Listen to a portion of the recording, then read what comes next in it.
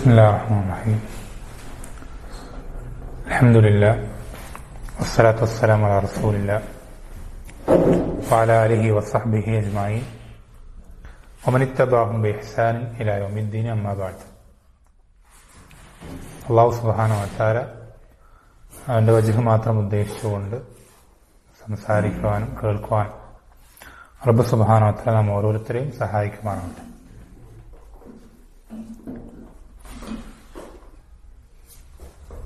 അഹ്ലുസുന്നത്തിന്റെ മനഹജും മറ്റുള്ള പഴച്ച കക്ഷികളുടെ മനഹജും തമ്മിലുള്ള വ്യത്യാസങ്ങൾ എന്നുള്ള നമ്മുടെ ഈ വിഷയം, ഈ വിഷയത്തിൽ കഴിഞ്ഞുപോയ ദർസിൽ നമ്മൾ സൂചിപ്പിച്ച ഒന്നാമത്തെ എന്നാൽ ഏറ്റവും പ്രധാനപ്പെട്ട അടിസ്ഥാനം വ്യത്യാസം, അത് അൽ-ഇഅ്തിസാമു ബിൽ കിതാബി വസ്സുന്ന, കിതാബും സുന്നത്തും അതുകൊണ്ട് ഒരാൾ രക്ഷ തേടുക എന്നുള്ളതാണ് ഒന്നാമത്തെ വ്യത്യാസമായി പറഞ്ഞത്. അതിൽ പ്രധാനപ്പെട്ട ചില മസലകൾ, വലിയൊരു വിഷയമാണ്, അതിലേറ്റവും ശ്രദ്ധിക്കേണ്ട ചില പ്രധാനപ്പെട്ട മസലകൾ സൂചിപ്പിച്ചിരുന്നു. ഇനി വരുന്ന വ്യത്യാസങ്ങളെല്ലാം ആ ഒരു ഒന്നാമത്തെ ഈ അടിസ്ഥാനത്തിന്റെ ഫർആയിട്ട് അല്ലെങ്കിൽ അതുമായി കണക്റ്റഡായി നിൽക്കുന്ന വിഷയങ്ങളാണ് എന്നും നമ്മൾ നേരത്തെ സൂചിപ്പിച്ചിരുന്നു. അപ്പോൾ രണ്ടാമത്തെ വ്യത്യാസം നമുക്കിനി പഠിക്കാനുള്ള ശരിയായ മനഹജും അതുപോലെ തന്നെ തെറ്റായ മനഹജിലെ ആളുകളും തമ്മിലുള്ള വ്യത്യാസങ്ങളിൽ രണ്ടാമത്തെ വ്യത്യാസം, അവർ സലഫുകളുടെ മാർഗത്തിൽ നിന്ന് വിട്ടുകടക്കുകയില്ല എന്നുള്ളതാണ്. സലഫുകളുടെ മാർഗത്തിൽ നിന്ന് വിട്ടുകടക്കുകയില്ല എന്നുള്ളതാണ്. ഇതാണ് രണ്ടാമത്തെ വ്യത്യാസം. യഥാർത്ഥ മനഹജിന്റെ ആളുകൾ സലഫുകളുടെ മാർഗത്തിൽ നിന്ന് വിട്ടുകിടക്കുകയില്ല. നമ്മൾ ശ്രദ്ധിക്കേണ്ടത് ഈ ഒരു കാര്യത്തിന്റെ പ്രാധാന്യം മനസ്സിലാക്കാൻ നമ്മൾ നേരത്തെ സൂചിപ്പിച്ച ഹദീസ്, നബി സല്ലല്ലാഹു അലൈഹി വസല്ലം പറഞ്ഞ ഹദീസ് എന്താ പറഞ്ഞത്? വലൈക്കും അസ്സലാം. ജൂതന്മാർ 71 വിഭാഗങ്ങളായി പിരിയും. വലൈക്കും അസ്സലാം. ജൂതന്മാർ 71 വിഭാഗങ്ങളായി പിരിഞ്ഞിട്ടുണ്ട്. നസാറാക്കൾ 72 പിരിഞ്ഞിട്ടുണ്ട്. എന്റെ ഉമ്മത്ത് 73 പിരിയും. അതിൽ എല്ലാവരും നരകത്തിലാണ് ഒന്നൊഴികെ എന്ന് പറഞ്ഞ ആ വിഭാഗത്തെ പറ്റി പറഞ്ഞ ആ ഭാഗം വളരെ ശ്രദ്ധിക്കേണ്ട ഒരു ഭാഗമാണ്. ഒരുപാട് തരത്തിൽ ഒരുപാട് റിവായത്തുകൾ വന്നിട്ടുണ്ട്. അൽ ജമാഅത്ത് എന്ന് വന്നിട്ടുണ്ട്.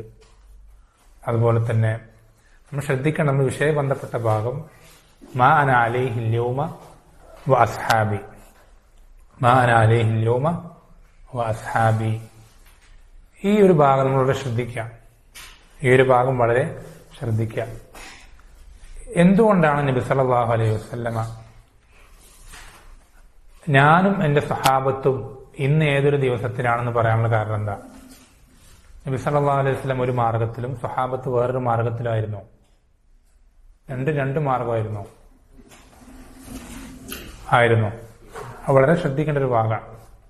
വളരെ നബി സല്ലല്ലാഹു അലൈഹി വസല്ലം പറയുന്ന ആ സമയത്ത് നബി സല്ലല്ലാഹു അലൈഹി വസല്ലമ തൃപ്തിപ്പെടുന്ന രൂപത്തിലാണ് നബി സല്ലല്ലാഹു അലൈഹി വസല്ലം സഹാബത്ത് എന്നുള്ളത്. ഏത് വിഭാഗക്കാരനായിക്കോട്ടെ, സ്വഹാബത്തിനെ ചീത്ത വിളിക്കുന്ന ആളുകൾ പോലും, സ്വഹാബത്തിനെ ചീത്ത വിളിക്കുന്ന ആളുകൾ പോലും, സ്വഹാബത്തിനെ പരിഗണിക്കാത്ത ആളുകൾ പോലും എന്തു ചെയ്യും? അവർ പോലും അംഗീകരിക്കുന്ന കാര്യമാണ് എന്ത്? നബി സല്ലല്ലാഹു അലൈഹി വസല്ലമ ജീവനോടെ ഇരിക്കുന്ന നബി സല്ലല്ലാഹു അലൈഹി വസല്ലമയുടെ കൂടെയുള്ള ആളുകളിൽ മുനാഫിഖീങ്ങളെ മാറ്റി നിർത്തി കഴിഞ്ഞാൽ ബാക്കി എല്ലാവരെയും സംബന്ധിച്ച് നബി സല്ലല്ലാഹു അലൈഹി വസല്ലമ തൃപ്തിപ്പെട്ടിട്ടുണ്ട്. നബി സല്ലല്ലാഹു അലൈഹി വസല്ലമ അവർ ഇഷ്ടപ്പെട്ടിട്ടുണ്ട് എന്നുള്ളത് എല്ലാവരും അംഗീകരിക്കുന്ന കാര്യം, എല്ലാവരും അംഗീകരിക്കുന്ന കാര്യം. വളരെ ശ്രദ്ധിക്കേണ്ട കാര്യം. ശ്രദ്ധിക്കേണ്ട ഒരു പോയിന്റ്. ഈ ഒരു സന്ദർഭത്തിലാണ് എന്ത് ചെയ്യുന്നത്, എല്ലാവരാലും എല്ലാ വിഭാഗങ്ങളും അംഗീകരിക്കുന്ന നബി സല്ലല്ലാഹു അലൈഹി വസല്ലം സഹാബത്തിന് തൃപ്തിപ്പെട്ട ഒരു അവസരമായി സന്ദർഭമായി അംഗീകരിക്കുന്ന ഈ ഒരു സാഹചര്യത്തിലാണ് എന്ത് ചെയ്യുന്നത്, നബി സല്ലല്ലാഹു അലൈഹി വസല്ലം പറയുന്നത് ഈ ദിവസം ഞാനും എന്റെ സഹാബത്തും ഏതൊരു മാർഗത്തിലാണോ ആ മാർഗം എന്ന് പറയുന്നത് ആ സന്ദർഭത്തിലാണ്, ആ ഒരു സാഹചര്യത്തിലാണ്. എന്ന് വെച്ചാൽ നേരെ തിരിച്ചു പറഞ്ഞാലും ഇപ്പോ സ്വഹാബത്തിന് നബി സല്ലല്ലാഹു അലൈഹി വസല്ലം മരണശേഷം അവർ പല രൂപത്തിലായി, അവരിൽ പലരും നബി സല്ലല്ലാഹു അലൈഹി വസല്ലം ഇഷ്ടപ്പെടാത്ത പ്രവർത്തനങ്ങളിൽ ഏർപ്പെട്ടു, നബി സല്ലല്ലാഹു അലൈഹി വസല്ലം കാണിച്ചു കൊടുത്ത രൂപത്തിലെല്ലാം ജീവിച്ച്, ഇങ്ങനെയൊക്കെ പലജാതി കോലത്തിൽ വ്യാഖ്യാനിക്കുന്ന, ചരിത്രത്തെ വളച്ചൊടിക്കുന്ന ഇഷ്ടം പോലെ വിഭാഗക്കാർ നമ്മുടെ നാട്ടിലും എല്ലാ നാട്ടിലും ഉണ്ട്. ഇവരെല്ലാവരും പൊതുവിൽ അംഗീകരിക്കുന്ന ഒരു കാര്യമാണ് എന്ത്, നബി സല്ലല്ലാഹു അലൈഹി വസല്ലമയുടെ കാലഘട്ടത്തിൽ മുനാഫിക്കീങ്ങളല്ലാത്ത ആളുകളെല്ലാവരും, അലൈക്കും സലാം, അല്ലാത്ത ആളുകളൊക്കെ നബി സല്ലല്ലാഹു അലൈഹി വസല്ലം എന്ത് ചെയ്തിരുന്നു, തൃപ്തിപ്പെട്ടിരുന്നു, അവരെല്ലാവരും നബി സല്ലല്ലാഹു അലൈഹി വസല്ലമ അംഗീകരിച്ചിരുന്നു എന്നുള്ള കാര്യം എല്ലാവരും അംഗീകരിക്കുന്ന കാര്യമാണ്. ആ ഒരു സാഹചര്യത്തിൽ പറയുന്ന വാക്കാണെന്ത്, ഞാനും എന്റെ സ്വഹാബത്തും ഏതൊരു മാർഗത്തിലാണോ എന്ന് പറയുന്നത് ആ ഒരു സന്ദർഭത്തിലാണ് പറയുന്നത്. വളരെ ശ്രദ്ധിക്കേണ്ട ഒരു പോയിന്റാണ്, വളരെ ശ്രദ്ധിക്കേണ്ട ഒരു പോയിന്റാണ്. അപ്പൊ ആ ഒരു സന്ദർഭത്തിൽ ഞാനും എന്റെ സ്വഹാബത്തും ഏതൊരു മാർഗത്തിലാണെന്ന് പറയുന്നതിന്റെ അർത്ഥം എന്താ, രണ്ട് മാർഗത്തിലാണോ ആയതുകൊണ്ടാണോ? അല്ല, അത് അവര് പോലും ഈ സ്വഹാബത്തിന് ചീത്ത വിളിക്കുന്ന, അവര് മോശപ്പെടുത്തി കുറ്റപ്പെടുത്തുന്ന ആളുകൾ പോലും എന്ത് ചെയ്യുന്നില്ല, അവർക്ക് പോലും എന്തില്ല, വാദമില്ലാത്തൊരു കാര്യമാണ് എന്ത്, ആ കാലഘട്ടത്തിൽ സ്വഹാബത്തും നബി സല്ലല്ലാഹു അലൈഹി വസല്ലം എന്തല്ല, രണ്ട് മാർഗമല്ല എന്നുള്ളത് അവര് പോലും എന്ത് ചെയ്യുന്നില്ല, വാദിക്കുന്നില്ല. ആ പോയിന്റ് കിട്ടി. ഞാൻ പറയാൻ ഉദ്ദേശിക്കുന്ന വിഷയം മനസ്സിലായോ? അവര് പോലും ആ സമയത്ത് രണ്ട് വിഭാഗമാണെന്ന് എന്ത് ചെയ്യുന്നില്ല, അവര് പോലും പറയുന്നില്ല, വാദിക്കുന്നില്ല. പിന്നെന്തുകൊണ്ടാണ് ഞാൻ ഏതൊരു മാർഗത്തിലാണെന്ന് പറഞ്ഞ് അവസാനിപ്പിക്കുന്നതിന് പകരം ഞാനും എന്റെ സ്വഹാബത്തും ഏതൊരു മാർഗത്തിലാണെന്ന് പറയാനുള്ള കാരണം എന്താണ്? വളരെ ചിന്തിക്കേണ്ട ഒരു വിഷയം, വളരെ ചിന്തിക്കേണ്ട ഒരു വിഷയം. അത് എന്തുകൊണ്ടാണെന്ന് നമ്മൾ ചിന്തിച്ചു കഴിഞ്ഞാൽ, അതിനെപ്പറ്റി ആലോചിച്ചു കഴിഞ്ഞാൽ വിശുദ്ധ ഖുർആനിൽ തന്നെ വ്യക്തമായ അതിനുള്ള മറുപടി ഉണ്ട്. എന്താണ്? സൂറത്ത് തൗബയിൽ അല്ലാഹു സുബ്ഹാനഹു വ തആല പറയുന്ന ഒരു വാക്കുണ്ട്, ഒരായത്ത്, വസ്സാബിഖൂന അവ്വലൂന മിനൽ മുഹാജിരീന വൽ അൻസാർ വല്ലദീന തബഊഹും ബിഇഹ്സാൻ റളിയല്ലാഹു അൻഹും വറദു അൻഹു. വളരെ ശ്രദ്ധിക്കേണ്ട, കാണാതെ പഠിച്ചു വെക്കേണ്ട ഒരു ആയത്താണ്. പക്ഷെ അള്ളാഹുവിനെ തൃപ്തിപ്പെടുന്ന രണ്ട് വിഭാഗക്കാരാണ് ഈ ദുനിയാവിലുള്ളൂ. നബി സല്ലല്ലാഹു അലൈഹി വസല്ലമയുടെ ഉമ്മത്തിൽ അള്ളാഹുവിനെ തൃപ്തി കരസ്ഥമാക്കാൻ സാധിക്കുന്ന ആളുകൾ രണ്ട് വിഭാഗം, മൂന്നാമതൊരു വിഭാഗമില്ല. അള്ളാഹ് പറയണം, നമ്മൾ ഏതെങ്കിലും സലഫി പറയുന്നതല്ല. അള്ളാഹു പറയണത് രണ്ട് വിഭാഗങ്ങൾക്ക് ഒന്നുകിൽ ഒന്നാമത്തെ വിഭാഗത്തിൽ പെടണം, അല്ലെങ്കിൽ രണ്ടാമത്തെ വിഭാഗത്തിൽ പെടണം. എങ്കിലേ അള്ളാഹുവിന്റെ തൃപ്തി കരസ്ഥമാക്കാൻ സാധിക്കുകയുള്ളൂ എന്ന് അള്ളാഹ് പറയാം. ഏതാണ് രണ്ട് വിഭാഗം? ഒന്നാമത്തേത് സാബിഖൂനൽ അവ്വലൂന മിനൽ മുഹാജിരീന വൽ അൻസാർ, മുഹാജിറുകളിലും അൻസാറുകളിലും പെട്ട ആളുകൾ, അവരിലെ മുൻകാലക്കാർ, ആദ്യം ഇസ്ലാമിലേക്ക് കടന്നു വന്ന ആളുകൾ. ഒന്നുകിൽ അവരിൽ പെടണം, ഒന്നുകിൽ നമ്മൾ അവരിൽ പെടണം. നമുക്ക് മുഹാജിറുകൾ അൻസാറിൽ പെടാൻ സാധിക്കുമോ? ഇല്ല. നമുക്ക് അവരിലാവാൻ, ആ ഒരു വിഭാഗത്തിൽ പെടാൻ സാധിക്കില്ല, കഴിയൂല. കാരണം സ്വഹാബിയാകണം, സ്വഹാബിയായാലും പോരാ, മുഹാജിറും അൻസാറുകൾക്കാവണം. അതിനൊക്കെ എന്ത് പറ്റൂല, ടൈം മെഷീനൊന്നും ഇല്ലല്ലോ കഥകളിൽ പറയുന്ന പോലെ. അപ്പൊ അത് പറ്റുന്നൊരു കാര്യമല്ല. പിന്നെ ആകുള്ളൊരു വഴി രണ്ടാമത്തെ വിഭാഗത്തിൽ പെടാനാണ്. അത് നമുക്ക് വേറൊരു ഓപ്ഷൻ, റബ്ബിന്റെ തൃപ്തി കരസ്ഥമാക്കാൻ നമ്മുടെ മുന്നിൽ വേറൊരു മാർഗമില്ല. ഈ രണ്ട് മാർഗമുള്ളൂ. അതിലൊന്നാമത്തെ മാർഗമാണെങ്കിൽ നമ്മുടെ കാലഘട്ടം അതിനോട് യോജിച്ചതല്ല. 1400 വർഷങ്ങൾക്ക് മുമ്പാണ്. നമുക്കതിന് അത്രയും കാലഘട്ടത്തിലേക്ക് സഞ്ചരിച്ചു പോകാൻ യാതൊരു നിർവാഹമില്ല. അപ്പോൾ ഉള്ള ആ ഒരു മാർഗം, രണ്ടാമത്തെ വിഭാഗത്തെപ്പറ്റി അള്ളാഹു എന്ത് പറഞ്ഞു എന്ന് പരിശോധിക്കുകയും അതുപോലെ ആവാൻ ശ്രമിക്കുകയാണ് ചെയ്യേണ്ടത്. എന്താ രണ്ടാമത്തെ വിഭാഗത്തെ പറ്റി പറഞ്ഞ്? വല്ലദീനത്തബഊഹും ബിഇഹ്സാൻ. ഈ പറഞ്ഞ ഒന്നാമത്തെ വിഭാഗത്തെ ഇഹ്സാനോടുകൂടി ഇത്തിബാ ചെയ്ത ആളുകൾ. റസൂൽ ഇത്തിബാ ചെയ്യുന്ന വിഷയം നമ്മൾ നേരത്തെ പറഞ്ഞു, ഒന്നാമത്തെ അസ്ൽ. ഇതല്ല വിഷയം. റസൂൽ ഇത്തിബാ ചെയ്യുന്ന വിഷയമല്ല പറയുന്നത്, അത് ഒന്നാമത്തെ കാര്യം. ഇവിടെ പറയുന്നത് വല്ലദീനത്തബഊഹും. ഹും എന്ന് പറഞ്ഞാൽ അവരെന്നാണ്, അദ്ദേഹത്തെ എന്നല്ല, റസൂലിനല്ല. അവരെ പിൻപറ്റുന്ന ഇത്തിബാ എങ്ങനെ? ഇഹ്സാൻ, ഇഹ്സാനോടുകൂടെ. ഇഹ്സാൻ എന്ന് പറഞ്ഞാല് അവര് റസൂലിനെ പോലല്ല, തെറ്റുകൾ പറ്റും. ആ തെറ്റുകൾ എന്ത് ചെയ്യാൻ പാടില്ല, അവരെ പിന്തുടരാൻ പാടില്ല. അങ്ങനെ ഒരു അർത്ഥമുണ്ട്. ഇഹ്സാൻ വേറൊരു അർത്ഥം കൂടെ ഉണ്ട്. എന്താണ്? പൂർണ്ണമായ അർത്ഥത്തിൽ അവരുടെ വിശ്വാസം നമ്മുടെ വിശ്വാസം അവരുടെ വിശ്വാസം പോലെ, അവരുടെ ഇബാദത്ത് പോലെ നമ്മുടെ ഇബാദത്ത്, ഇങ്ങനെ എല്ലാത്തിലും പൂർണ്ണമായിട്ട് എന്ത് ചെയ്യുക? അവരെ നമ്മൾ പിൻപറ്റുക. ഇങ്ങനെ പിൻപറ്റിയ മുഹാജിറുകളെയും അൻസാറുകളെയും പിൻപറ്റിയ ഒരുത്തനല്ലാതെ റബ്ബിന്റെ തൃപ്തി കിട്ടൂല. വേറൊരു മൂന്നാമതൊരു വിഭാഗമില്ല. അതിന്റെ അർത്ഥം നമുക്ക് റബ്ബിന് തൃപ്തി കിട്ടണമെങ്കിൽ മുഹാജിറുകളെയും അൻസാറുകളെയും നമ്മൾ പിൻപറ്റൽ വേണമെങ്കിൽ മതി എന്നല്ല, നിർബന്ധ. പല ആൾക്കാരും പറയാം, എന്താ, അവരും മനുഷ്യന്മാര്, നമ്മളും മനുഷ്യന്മാര്, അവര് ഖുർആൻ മനസ്സിലാക്കിയ പോലെ അവര് ചെയ്തു, നമ്മളും എന്ത് ചെയ്യാ, നമുക്ക് മനസ്സിലാക്കുന്ന പോലെ നമ്മളും ചെയ്യുക എന്ന് കരുതുന്ന ആൾക്കാരൊക്കെ ഉണ്ട്. അവരോടൊക്കെ പറയാനുള്ളതാണ്, അവര് മനുഷ്യന്മാരെന്നെ ശരി തന്നെയാണ്, തെറ്റുകൾ പറ്റും, മാനസികമായിട്ടുള്ള പഴവുകളൊക്കെ പറ്റിയിട്ടുണ്ട്. പക്ഷേ നമ്മൾ സ്വഹാബത്തിനെ പറ്റി പറയുമ്പോൾ ഏറ്റവും ആദ്യം ശ്രദ്ധിക്കേണ്ട കാര്യം അല്ലാഹു സുബ്ഹാനഹു വ തആല മനുഷ്യരിൽ നിന്ന് ഏറ്റവും നല്ല ഹൃദയമുള്ള ആളെയാണ് എന്ത് ചെയ്തത്? അവന്റെ റസൂലായി നിയോഗിച്ചത്. ആണ് നമ്മുടെ റസൂൽ സല്ലല്ലാഹു അലൈഹി വസല്ലം. ഈ റസൂലിന് അനുചരന്മാരായിട്ട് മറ്റുള്ള ആളുകളിൽ നിന്നുള്ള ഏറ്റവും നല്ല ഹൃദയമുള്ള ആളുകളെ എന്ത് ചെയ്തത്? അള്ളാഹു ഈ റസൂലിന്റെ സഹാബത്തായി നിശ്ചയിച്ചത്. അസറുകളിൽ അങ്ങനെ തന്നെ വന്നിട്ടുണ്ട്.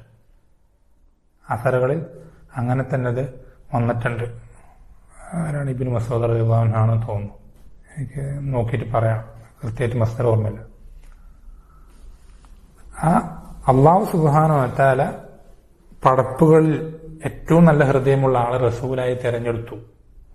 എന്നിട്ട് ബാക്കിയുള്ള പടപ്പുകളിലേക്ക് നോക്കി ആ പടപ്പുകളിൽ ഏറ്റവും നല്ല ഹൃദയമുള്ള ആളുകൾ എന്ത് ചെയ്തു? ഈ റസൂലിന്റെ അനുചരന്മാരായി തെരഞ്ഞെടുത്തു. എന്നുവെച്ചാൽ അള്ളാഹു തെരഞ്ഞെടുത്ത ഒരു പ്രത്യേക വിഭാഗമാണ് ആര്? സ്വഹാബത്ത് എന്നുള്ളത്. ആ സ്വഹാബത്തിന്റെ പദവിയിലേക്ക് എത്താൻ ഒരാൾക്കും സാധിക്കൂല. അത് സാധിക്കൂല. എന്താ പറയാ, അബ്ദുല്ലാഹിബിൻ മുബാറക്കിനോട് നമ്മൾ പഠിച്ചേക്കേണ്ട സംഭവമാണ്, പ്രത്യേകിച്ച് ഇന്നത്തെ കാലത്ത് വല്ലാത്തൊരു സംഭവമാണ്. അബ്ദുല്ലാഹിബിൻ മുബാറക് റഹിമഹുള്ളയോട്, അബ്ദുല്ലാഹിബിൻ മുബാറക് ആരാ? അറിയപ്പെട്ട മുഹദ്ദിസാണ് സലഫുകളിൽ. അദ്ദേഹത്തിനോട് ചോദിക്കപ്പെടുകയാണ് എന്ത്? ഉമർ ബിൻ അബ്ദുൽ അസീസ് അല്ലേ, നമ്മുടെ നാട്ടിലെ രണ്ടാം ഉമർ എന്നൊക്കെ പറഞ്ഞ് വളരെ ശ്രേഷ്ഠത കൊടുക്കുന്ന അദ്ദേഹം വലിയ ശ്രേഷ്ഠനായ ഭരണാധികാരി തന്നെയാണ്, യാതൊരു സംശയമില്ല. അദ്ദേഹമാണോ മികച്ചവൻ, അഫ്ദല്, അതോ മുആവിയാണോ അഫ്ദല്? മുആവിയ എന്ന് പറഞ്ഞാൽ നമ്മളൊക്കെ കേട്ടിട്ടുള്ള എന്താ, മോശപ്പെട്ട എന്തൊക്കെയോ എന്താ പറയാ, സ്വയം താല്പര്യങ്ങൾക്ക് കീഴ്പ്പെട്ട് സ്വന്തം മക്കളെ ഭരണാധികാരിക്ക് സ്വന്തം താല്പര്യം എത്രത്തോളം നമ്മുടെ നാട്ടിൽ പ്രചരിപ്പിക്കപ്പെടുന്നത് എന്താണെന്നറിയോ? ഈ ക്രിസ്ത്യാനികളുടെ ദീന് പൗലോസ് വന്നിട്ട് തൗഹീദായ ദീനിനെ ഹിർക്കിന്റെ ദീനാക്കി മാറ്റിയതുപോലെ മുസ്ലിങ്ങളുടെ ദീനിനെ മാറ്റാൻ വന്ന ആളാണെന്ന് പോലും അത്രയധികം വൃത്തികെട്ട വാക്കുകൾ എന്ത് ചെയ്യുന്നുണ്ട്? മുആവിയെ പറ്റി പറയുന്നുണ്ട്. അത് അത്രയധികം അദ്ദേഹത്തെ പറ്റി കള്ളക്കഥകളും ഇല്ലാത്ത പ്രചരണങ്ങളൊക്കെ നമ്മുടെ നാട്ടിൽ ചെറിയൊരു എന്താ പറയാ സാധാരണക്കാരടുത്ത് പോലും എന്ത് ചെയ്തിട്ടുണ്ട്? അത് പ്രചരിക്കപ്പെട്ടിട്ടുണ്ടെങ്കിൽ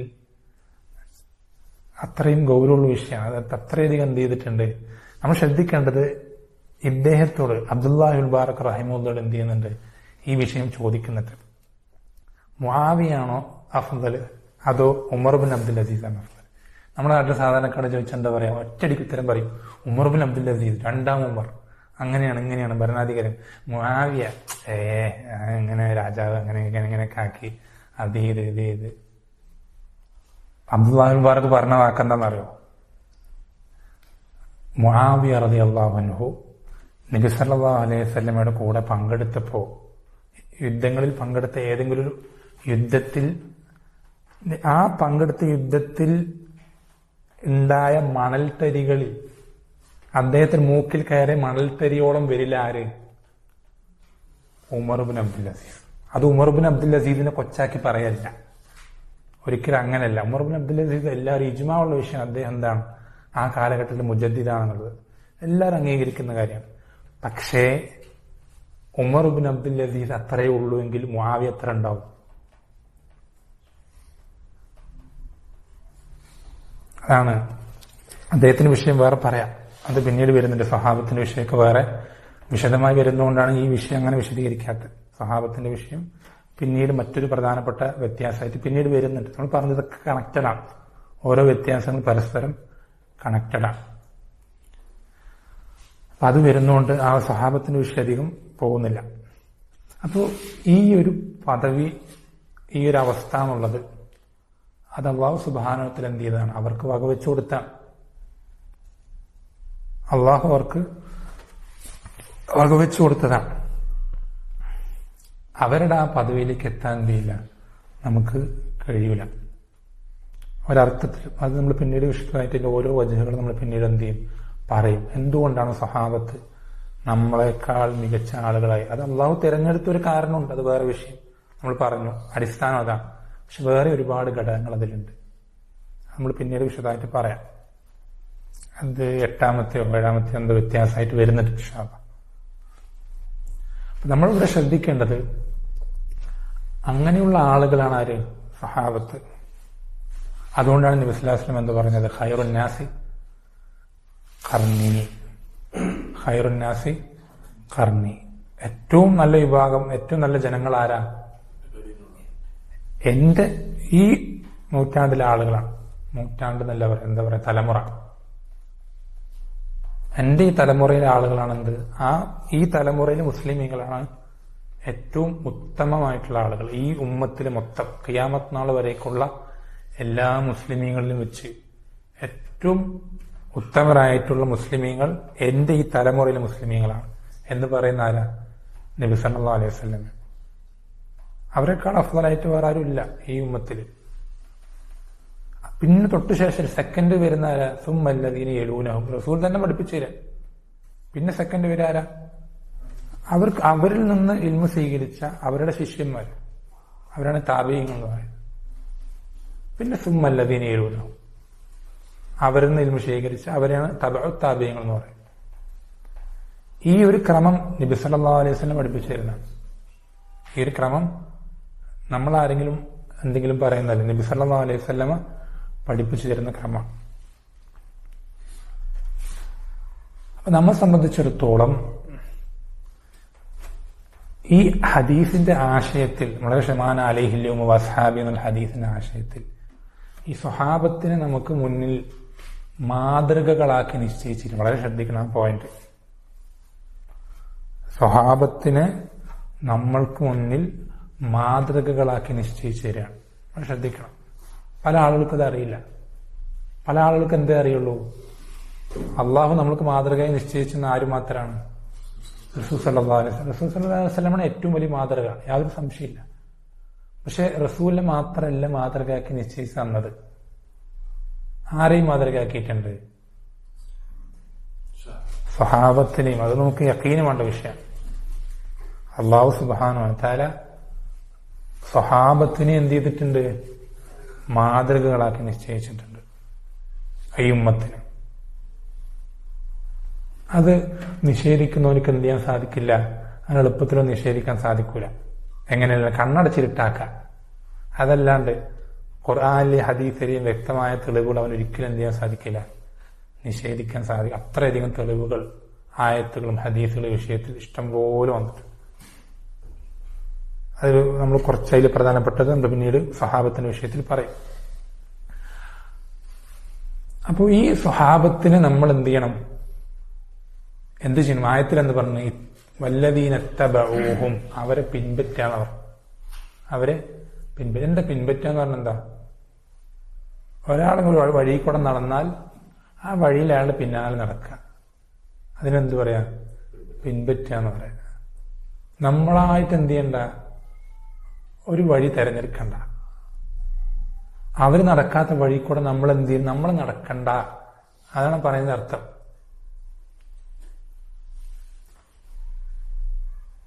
എന്നുവെച്ചാല് അവരെന്ത് ചെയ്തോ നമ്മൾ ചെയ്യും, അവരെന്ത് ചെയ്തില്ലോ നമ്മൾ ചെയ്യില്ല. ഇതാണ് എന്ത് ചുരുക്കം, ഇതാണ് ഇതിന്റെ ചുരുക്കം. അതുകൊണ്ടാണ് ഇമാം മാലിക് റഹിമഹുള്ള പറയാറുള്ളത് എന്താ? ഫമാലം യകുൻ യൗമഇദിൻ ദീനൻ ഫലാ യകൂനുൽ യൗമ ദീന. അന്ന് ദീനല്ലാത്ത ഒന്നും എന്ത് ചെയ്യില്ല, ഇന്ന് ദീനാവൂല. അന്ന് ദീനല്ലാത്തതൊന്നും ഇന്നും ദീനാവുകയില്ല. അപ്പൊ അന്ന് എന്താണ് അവർ ചെയ്തത് നമ്മൾ ചെയ്യാം. അത്രേ ഉള്ളൂ ചുരുക്കത്തില്, അത്രേ ഉള്ളൂ ചുരുക്കത്തില്. അന്ന് അവരെന്താ വിശ്വസിച്ചത് നമ്മൾ വിശ്വസിക്കുക.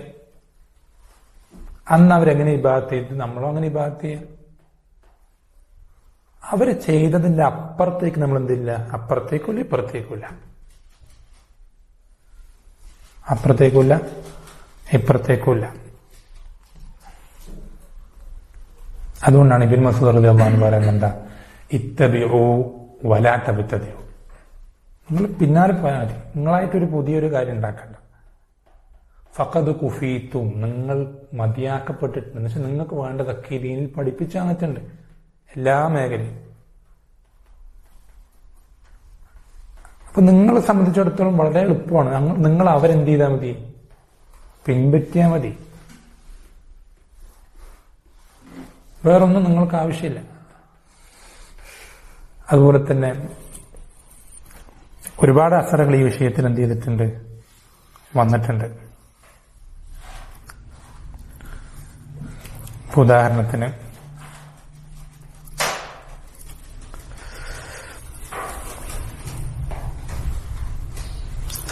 ഇമാം അഹ്മദ് റഹിമഹുള്ള, അദ്ദേഹത്തിന്റെ ഉസൂലു സുന്ന എന്നുള്ള ഗ്രന്ഥം അത് ആരംഭിക്കുന്നത്, സുബ്ഹാനല്ലാഹ്, അങ്ങനെ ഒരു തുടക്കം വേറൊരു കിതാബിലില്ല. അദ്ദേഹം കിതാബ് ആരംഭിക്കുന്ന എങ്ങനെയാ? ഉസൂലു സുന്നത്തി ഇന്ധന, നമ്മുടെ അടുക്കൽ സുന്നത്തിന്റെ ഉസൂൽ എന്ന് വെച്ചാൽ ദീന്റെ ഏറ്റവും പ്രധാനപ്പെട്ട അടിസ്ഥാനങ്ങൾ പറഞ്ഞിട്ട് എണ്ണി തുടങ്ങുമ്പോൾ ആദ്യം അദ്ദേഹം പറയുന്നത് എന്താ അറിയോ? അത്തമസ്സുകു ബിമാ കാന അലൈഹി അസ്ഹാബു റസൂലില്ലാഹി സ്വല്ലല്ലാഹു അലൈഹി വസല്ലം വൽ ഇഖ്തിദാഉ ബിഹിം. നബി സല്ലല്ലാഹു അലൈഹി വസല്ലമയുടെ സ്വഹാബത്ത്, ശ്രദ്ധിക്കണേ, നബി സല്ലല്ലാഹു അലൈഹി വസല്ലമ എന്നല്ല പേർ, നബി സല്ലല്ലാഹു അലൈഹി വസല്ലമയുടെ സ്വഹാബത്ത് എന്തൊന്നിലായിരുന്നോ അതിനെ മുറുകെ പിടിക്കും, അവരെ പിൻപറ്റും. തർക്കുൽ ബിദ, അതല്ലാത്തതിനൊക്കെ എന്ത് ചെയ്യും? ഉപേക്ഷിക്കും. അതൊന്നും ചെയ്യൂല. ഇതാണ് കിതാബ് തുടങ്ങുന്നത് എങ്ങനെയാണ്, ഉസൂലു സുന്ന തുടങ്ങുന്നത് തന്നെ ഇങ്ങനെയാണ്.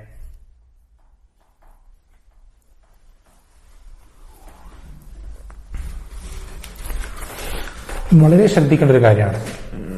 അപ്പൊ ഇതിൽ നിന്ന് നമുക്ക് മനസ്സിലാക്കാൻ പറ്റുന്ന മസാലകൾ എന്താന്ന് വെച്ചാല്, നമ്മൾ ദീനിൻ്റെതായിട്ട് ഒരു കാര്യവും തെളിവില്ലാതെ വിശ്വസിക്കുകയോ പ്രവർത്തിക്കുകയോ ചെയ്യരുത്. ഒന്നാമത്തെ കാര്യം, നമുക്കൊരു കാര്യത്തിൽ തെളിവില്ലെങ്കിൽ നമ്മളത് വിശ്വസിക്കാൻ ബാധ്യസ്ഥനല്ല, പ്രവർത്തിക്കാനും ബാധ്യസ്ഥനല്ല. നമുക്കൊരു വിഷയത്തിൽ തെളിവില്ലെങ്കിൽ, വ്യക്തമായ തെളിവ് വന്നിട്ട് കിട്ടിയിട്ടില്ലെങ്കിൽ നമ്മളത് വിശ്വസിക്കാനോ പ്രവർത്തിക്കാനോ ബാധ്യസ്ഥനല്ല. എത്രത്തോളം? സുഫിയാൻ സൗരി റഹിമഹുല്ലാഹ് പറയാറുണ്ട്, എന്താ? ഇനിസ്തതഅത അല്ലാ തഹുക്ക റഅസക ഇല്ലാ ബിഅസരിൻ ഫഫഅൽ. നീ നിന്റെ തല ചൊറിയുന്നത് പോലും, തല ഒന്നിങ്ങനെ ചൊറിയുന്നത് പോലും വ്യക്തമായ തെളിവ് കൊണ്ടാക്കാൻ നിനക്ക് സാധിക്കുമെങ്കിൽ അങ്ങനെ ചെയ്തോളാനാ പറഞ്ഞു. എന്ന് വെച്ചിട്ട് തല പറയുന്ന തെളിവ് അന്വേഷിക്കാൻ പോണ്ട. അവിടെ പറയുന്ന എന്താ ഉദ്ദേശിക്കുന്ന എന്താ, ആശയം എന്താ? ദീനിന്റെ കാര്യങ്ങളിൽ ഓരോന്നിലും തെളിവ് അന്വേഷിക്കൽ നിർബന്ധം. ഓരോ ചെറുതും വലുതായ കാര്യങ്ങൾ തെളിവില്ലാത്ത ദീനാവൂല. തെളിവില്ലാത്തത് ദീനാവൂല. നമ്മളെല്ലാവരും ചെയ്യുന്നതുകൊണ്ട് ചെയ്യാൻ നിൽക്കണ്ട. എല്ലാവരും വിശ്വസിക്കേണ്ടതുകൊണ്ട് വിശ്വസിക്കാൻ നിൽക്കണ്ട. കാരണം ഹക്കിനേക്കാൾ വേഗത്തിൽ എന്ത് ചെയ്യും? ബാത്തിൽ പ്രചരിക്കും. അതുകൊണ്ട് നമ്മുടെ മുന്നിൽ കാണുന്നൊക്കെ നമ്മൾ ഹക്കാണ് നമ്മൾ എന്ത് ചെയ്യേണ്ട വിചാരിക്കരുത്. എപ്പോഴല്ലാതെ തെളിവ് കിട്ടുമ്പോഴല്ലാതെ. അതുകൊണ്ടാണ് സലഫുകളുടെ എന്താ പറയാ പ്രശസ്തമായ കൗലവര് പറയാം, നെദൂറു മാ സുന്നത്തി ഹൈസുദാറത്ത്, അല്ലെങ്കിൽ നെദൂറു മാ ദലീലി ഹൈസുദാറത്ത്. തെളിവ് അവിടെയൊക്കെ പോകുന്നു, അവിടെയൊക്കെ നമ്മളുണ്ടാവും. തെളിവിന്റെ കൂടെയാണ് നമ്മൾ. തെളിവെന്ത് അറിയിക്കുന്നോ നമ്മളത് വിശ്വസിക്കും. തെളിവെന്ത് താല്പര്യപ്പെടും നമ്മളത് പ്രവർത്തിക്കും. തെളിവിന്റെ കൂടെ.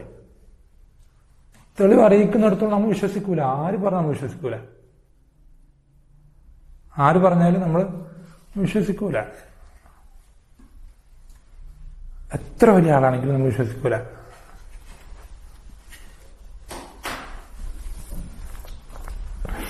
അതുകൊണ്ടാണ് അത് വേറൊരു വിഷയത്തിൽ വരുന്നുണ്ട്. അത് മറ്റൊരു ഫർക്കായിട്ട് താസബ് വിശദമായിട്ട് വരുന്നുണ്ട്. അതിൽ പറയാറുണ്ട് പണ്ഡിതന്മാർ, കലാമുൽ ഉലമ യുസ്തദല്ലു ലഹ വലാ യുസ്തദല്ലു ബിഹ.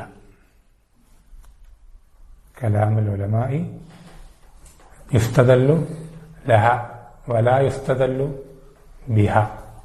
എന്ത് വ്യത്യാസം? ഉലമാക്കളുടെ സംസാരം അതുകൊണ്ട് തെളിവ് പിടിക്കാൻ പറ്റില്ല. ആ പണ്ഡിതൻ പറഞ്ഞു എന്നുള്ളത് ദീനിൽ തെളിവല്ല. ആ പണ്ഡിതൻ അങ്ങനെ പറഞ്ഞാൽ ആ പണ്ഡിതൻ അവിടെ തെളിവ് കൊണ്ടുവരില്ല. ആ പണ്ഡിതൻ നിർബന്ധ. അല്ലാത്തടത്തോളം നമ്മൾ സ്വീകരിക്കാൻ നമ്മൾ ബാധ്യസ്ഥരല്ല. നമ്മൾ അവിടെ സ്വീകരിക്കാൻ എന്തല്ല ബാധ്യസ്ഥരല്ല. നമ്മൾ ദലീലിന്റെ കൂടെ, തെളിവിന്റെ കൂടെ. നമ്മൾ തെളിവിന്റെ കൂടെ. തെളിവ് അവിടേക്ക് എത്തുന്നു, എന്തൊക്കെ താല്പര്യപ്പെടും നമ്മളതങ്ങനെ വിശ്വസിക്കുകയും പ്രവർത്തിക്കുകയും ചെയ്യും. എത്രത്തോളം എന്നറിയാം, സലഫുകളുടെ ജീവിതത്തിൽ ഈ ഒരു കാര്യം വളരെ പ്രകടമാണ്. ഉദാഹരണത്തിന് ഞാൻ ഒരു സംഭവം മാത്രം പറയാം. ഒരുപാട് സംഭവങ്ങൾ ഈ വിഷയത്തിലുണ്ട്. ഒരു ചെറിയൊരു സംഭവം വളരെ എന്താ പറയുക, നിസ്സാരമായിട്ടുള്ള വിഷയത്തിൽ പോലും നമ്മൾ പറഞ്ഞില്ലേ, തലചൊറിയുന്നതിൽ പോലും തെളിവ് അന്വേഷിക്കാം. അത് വെറുതെ അവർ ആലങ്കാരികമായിട്ട് പറയുന്നതല്ല. അവരുടെ ജീവിതം എങ്ങനെയാണ്. എന്തെങ്കിലും ഒരു കാര്യം ദീനായിട്ട് പറയുമ്പോൾ ഉടനെ നമ്മൾ വിശ്വസിക്കരുത്, പ്രവർത്തിക്കരുത്. അത് സുന്നത്താണെന്ന് പറഞ്ഞാൽ ഉടനെ നമ്മൾ തെളിവ് ചോദിക്കണം. തെളിവ് നമുക്ക് കിട്ടണം. നമ്മളെപ്പോഴും പഠിച്ചു വെക്കണം. ദീൻ എന്ന് പറഞ്ഞാൽ തെളിവ് അറിയിക്കുന്നതാണ് ദീന്. നമ്മളിപ്പോൾ ആ ബോധം വേണം. അതിനെ നമ്മളെ പ്രേരിപ്പിക്കുന്ന ചെറിയൊരു സംഭവം എന്താണ്? ബിഷർ ബിൻ ഹാരിസ് അൽ ഹാഫി, അഹ്മദ് ബിൻ ഹംബൽ റഹിമഹുള്ളാഹിയുടെ കാലഘട്ടത്തിലുള്ള വലിയൊരു പണ്ഡിതനാണ്. അദ്ദേഹം രോഗശൈലിയിൽ കിടക്കുമ്പോൾ കുറച്ച് എന്തോ ഒരു പ്രയാസമായിട്ട്, ബുദ്ധിമുട്ടിൽ കുറെ ദിവസമായിട്ട് പ്രയാസത്തിലാണ്. അപ്പൊ അങ്ങനെ വയ്യാതെ കിടക്കുമ്പോൾ ഇവര് രണ്ടുപേര് ശിഷ്യനുണ്ട്. ഒരാള് ബിഷർ അൽ ഹാരിസിന്റെയും അഹമ്മദ് ബിൻ ഹംബലിന്റെയും രണ്ടുപേരുടെയും ശിഷ്യനായ ഒരാൾ ബിഷർ അൽ ഹാരിസിനെ കണ്ടിട്ട്, രോഗിയായാൽ സന്ദർശിക്കൽ സുന്നത്താണല്ലോ, കടമയാണല്ലോ. അപ്പൊ അങ്ങനെ പോയി സന്ദർശിക്കുന്ന സമയത്ത് എന്തൊക്കെയാണ് ഇപ്പൊ പ്രയാസമുള്ളത് എന്നുവെച്ചാൽ എന്തെങ്കിലും സഹായം ചെയ്തു കൊടുക്കാൻ അറിയാൻ വേണ്ടി ചോദിക്കുകയാണ്. അപ്പൊ അദ്ദേഹത്തിന്റെ പ്രയാസങ്ങൾ പറയുന്നതിന് മുമ്പ് അൽഹംദുലില്ലാഹ്, അള്ളാഹുവിനെ സ്തുതിച്ചിട്ടാണ് എന്ത് ചെയ്യുന്നത്. അദ്ദേഹത്തിന് എനിക്ക് ഇന്ന വിഷയങ്ങൾ ഉണ്ട്, അത് പറയുന്നതിന് മുമ്പ് ആദ്യം അൽഹംദുലില്ലാഹ് പറഞ്ഞിട്ടാണ് എന്ത് ചെയ്യുന്നത്, ഇതൊക്കെ പറയുന്നത്. അപ്പോ ഇത് ആദ്യമായിട്ട് കേൾക്കണം ഈ ഒരു താലിബ്. ഇദ്ദേഹം എന്ത് ചെയ്തു? ഇമാം അഹമ്മദ് റഹ്മുന്റെ അടുക്കലേക്ക് പോയി. അഹമ്മദ് റഹ്മുന്റെ അടുക്കലേക്ക് പോയിട്ട് പറഞ്ഞു, ഞാൻ ബിഷറുൽ ഹാരിസ് റഹ്മുല്ല അദ്ദേഹത്തെ കണ്ടിരുന്നു. അദ്ദേഹം കണ്ടപ്പോൾ ഇങ്ങനെ സംസാരിച്ചപ്പോൾ അദ്ദേഹം ഇങ്ങനെയാണ് പറഞ്ഞത്. അപ്പൊ ഇങ്ങനെ ഇത് പറഞ്ഞപ്പോ അപ്പൊ ഇമാം അഹമ്മദ് ചോദിച്ചു, എന്തിനാ അങ്ങനെ പറഞ്ഞു? നോക്കണം, ശ്രദ്ധിക്കണം. ഒരു കാര്യം പറയുമ്പോൾ അവിടെ എന്ത് വെറുതെ അൽഹംദുലില്ലാ എന്ന് പറഞ്ഞ അവിടെ നിന്ന് അൽഹംദുലില്ലാ പറഞ്ഞത് ചോദിക്കാം. എന്നിട്ട് വെറുതെ ചോദിക്കുക മാത്രമല്ല, ആ ശിഷ്യനെ പറഞ്ഞേക്കാണ്, എന്തിനോട് അൽഹംദുലില്ലാ പറഞ്ഞത് ചോദിക്കാൻ പറഞ്ഞേക്കാണ്.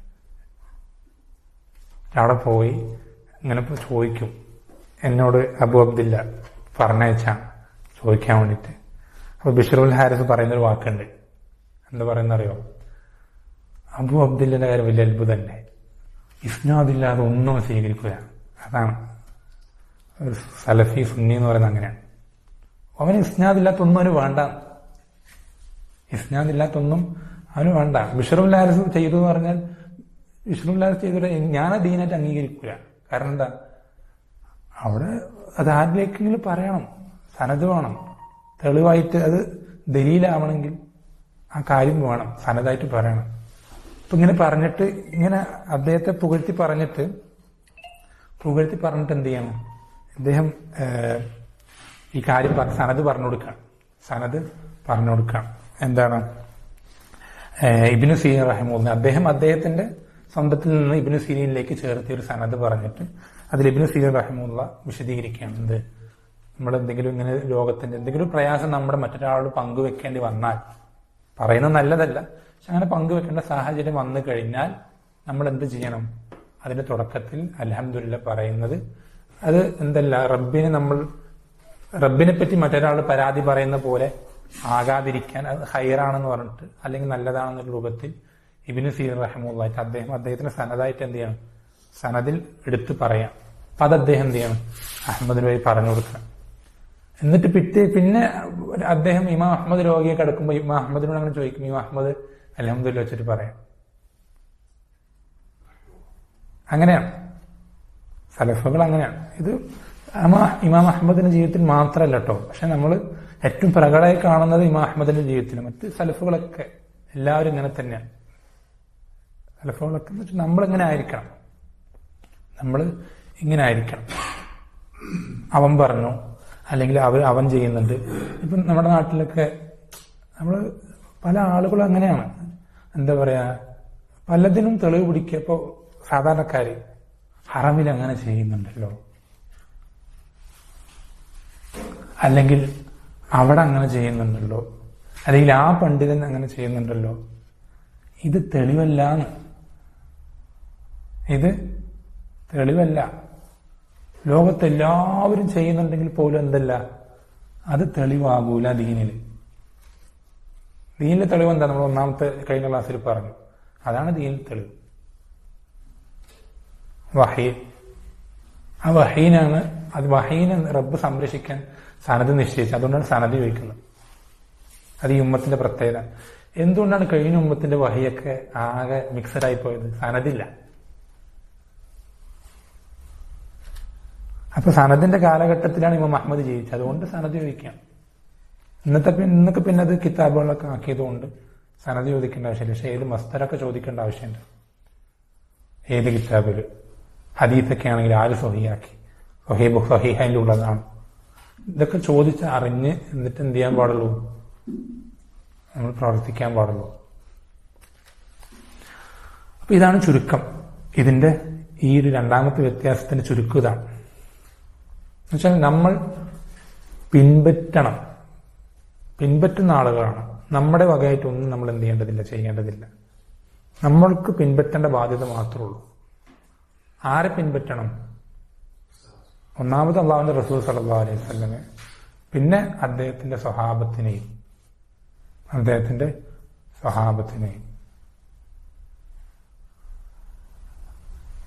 അപ്പൊ ഇങ്ങനെ പിൻപറ്റുമ്പോൾ നമ്മൾ ശ്രദ്ധിക്കേണ്ടത് തെളിവുകളാണെന്ത്? നമ്മൾക്ക് ആധാരം. തെളിവുകളെയാണ് നമ്മൾ എന്ത് ചെയ്യേണ്ടത്? പരിഗണിക്കേണ്ടത്. തെളിവുകളാണ് നമ്മൾ വിശ്വാസമായി കൊണ്ടു നടക്കേണ്ടത്. തെളിവുകളാണ് നമ്മൾക്ക് ഇബാദത്തിന് അടിസ്ഥാനമാകേണ്ടത്. അതല്ലാത്തൊന്നും നമ്മൾ ചെയ്യരുതേ. ദീനിൻ്റെതായി ചെയ്യണ്ട. ഇപ്പൊ മുആമലാത്തുകളിൽ എല്ലാത്തിനും തെളിവ് വേണമെന്നുണ്ടോ? വേണ്ട. അതിൽ തെളിവ് വന്നത് ചെയ്യാതിരുന്നാൽ മതി. ഹറാമാക്കിയൊരു കാര്യം ചെയ്യാതിരുന്നാൽ. പക്ഷെ ഇബാദത്തുകളിൽ തെളിവില്ലാത്തൊന്നും നമ്മൾ ചെയ്യരുത്.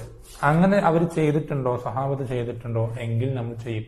അവർ ചെയ്തിട്ടില്ലെങ്കിൽ നമ്മൾ ചെയ്യൂല.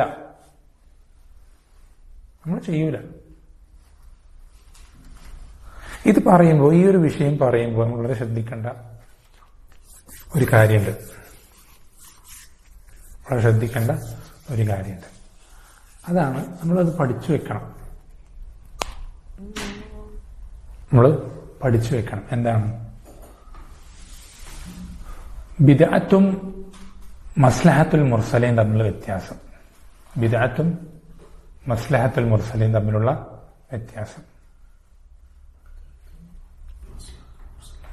മസ്ലഹത്തുൽ മുർസല അതും ബിദ്അത്തും തമ്മിലുള്ള വ്യത്യാസം. ബിദ്അത്ത് എന്ന് വെച്ചാൽ നമ്മൾ പറഞ്ഞില്ലേ, ഇപ്പൊ സഹാബത്ത് അവര് ദീനായിട്ട് ചെയ്യാത്ത കാര്യങ്ങളൊക്കെ എന്താ ബിദ്അത്ത്. അല്ലെങ്കിൽ നമുക്ക് വേറൊരു രൂപത്തിൽ പറഞ്ഞാൽ സലഫുകൾ ദീനായി വിശ്വസിക്കാത്ത, പ്രവർത്തിക്കാത്ത കാര്യം, സലഫു സാലിഹീങ്ങൾ ദീനായി വിശ്വസിക്കുകയോ പ്രവർത്തിക്കുകയോ ചെയ്യാത്ത കാര്യങ്ങളൊക്കെ എന്താ ബിദ്അത്ത്. സിമ്പിളാണ്. ഇതൊക്കെ ബിദ്അത്താണ്. ഇതും മസ്ലഹത്തുൽ മുർസലീൻ തമ്മിലുള്ള എന്ത് വ്യത്യാസം? അത് വളരെ ശ്രദ്ധിക്കേണ്ട ഒരു വ്യത്യാസം. ഒരു കാര്യം ചെയ്യാനുള്ള പ്രേരകം, മുക്തള എന്ന് പറയാം, അത് സ്വഹാബത്തിന്റെ കാലഘട്ടത്തിൽ ഉണ്ടായിരിക്കുകയും, ശ്രദ്ധിക്കണേ, ഒരു കാര്യം ചെയ്യാനുള്ള പ്രേരകം സ്വഹാബത്തിന്റെ കാലഘട്ടത്തിൽ ഉണ്ടായിരിക്കുകയും അത് അവർക്ക് നടപ്പിൽ വരുത്താൻ തടസ്സങ്ങൾ ഇല്ലാതിരിക്കുകയും വേണം. ശ്രദ്ധിക്കണം.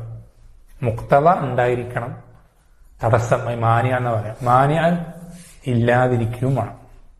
എന്നിട്ടും സഹാബത്ത് ഈ പറയുന്ന ഒരു കാര്യം അവർ ചെയ്തിട്ടില്ലെങ്കിൽ നമ്മൾക്കും അത് ചെയ്യാവതല്ല, പാടില്ല. അതെന്താവും? ബിദ്അത്താവും. അത്തരം കാര്യങ്ങൾക്കാണ് എന്ത് പറയാം? ബിദ്അത്ത് എന്ന് പറയാം. അത്തരം കാര്യങ്ങൾക്കാണ് ബിദ്അത്ത് എന്ന് പറയാം. അതേസമയം സ്വഹാബത്തിന്റെ കാലഘട്ടത്തിൽ അത് ചെയ്യാനുള്ള മുക്തളയില്ല, പ്രേരകമില്ല. അതിന് പ്രേരിപ്പിക്കുന്ന, അല്ലെങ്കിൽ അത് നമ്മളെ ചെയ്യാൻ, അതിന് നമ്മളെ എന്താ പറയാ, നമ്മളതിലേക്ക് താല്പര്യപ്പെടുത്തുന്ന മറ്റു കാര്യം അല്ലെങ്കിൽ പ്രേരിപ്പിക്കുന്ന ഘടകങ്ങളൊന്നുമില്ല. അല്ലെങ്കിൽ സ്വഹാബത്തിന്റെ കാലഘട്ടത്തിൽ മുക്തത ഉണ്ടായിരുന്നു, പക്ഷെ എന്തുണ്ടായിരുന്നു? തടസ്സം ഉണ്ടായിരുന്നു. പ്രേരിപ്പിക്കുന്ന കാര്യം ഉണ്ടായിരുന്നു, പക്ഷെ തടസ്സമുണ്ടായിരുന്നു. അപ്പൊ പിന്നീടൊരു കാലഘട്ടത്തിൽ ആ തടസ്സം നീങ്ങിക്കഴിഞ്ഞാൽ, അല്ലെങ്കിൽ പുതിയൊരു മുക്തത വന്നു കഴിഞ്ഞാൽ, അപ്പോഴത് ചെയ്യുന്ന എന്തല്ല? മസ്ലഹത്തുൽ മുർസലയല്ല. ശരിക്ക് ശ്രദ്ധിച്ചോ. അത് ശ്രദ്ധിക്കാതിരുന്നു കഴിഞ്ഞാൽ മൊത്തം എന്താവും? തൽബിസാവും. നമുക്ക് എന്ത് ചെയ്യാൻ സാധിക്കില്ല? നമുക്കൊരിക്കലും സ്വഹാബത്തിനെ ഇത്തിബാ ചെയ്യണമെങ്കിൽ ഈ വ്യത്യാസം മനസ്സിലാക്കണം. നമ്മൾ പറഞ്ഞല്ലോ, അതായത് നമ്മൾക്ക് സലഫി ആവണമെങ്കിൽ എന്ത് മനസ്സിലാക്കണം? മസ്ലഹത്തുൽ മുർസല എന്താന്ന് പഠിക്കണം എന്ന്.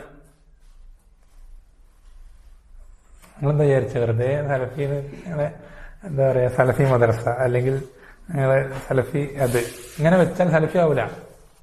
ഇതൊക്കെ പഠിക്കുകയും കുറെ പണികളുണ്ട്, അമലാക്കുകയും കഷ്ടപ്പെടുകയൊക്കെ ചെയ്യേണ്ടതാണ്. അപ്പോ മനസ്സിലാൻ വേണ്ടി കുറച്ച് ഉദാഹരണങ്ങൾ പറഞ്ഞുതരാം. 2 കാര്യങ്ങളാണ് ഇതിൽ പ്രധാനം ശ്രദ്ധിക്കേണ്ടത്. ഒന്നാമത്തേത് മുഖത്തവ, രണ്ടാമത്തേത് മാനിയ. ശ്രദ്ധിച്ചോ, എളുപ്പമാണ്, വളരെ എളുപ്പമാണ്. ബിൽ മിസാലി യത്തദിഹുൽ മഖാൽ. ഉദാഹരണങ്ങൾ പറഞ്ഞുതരാം.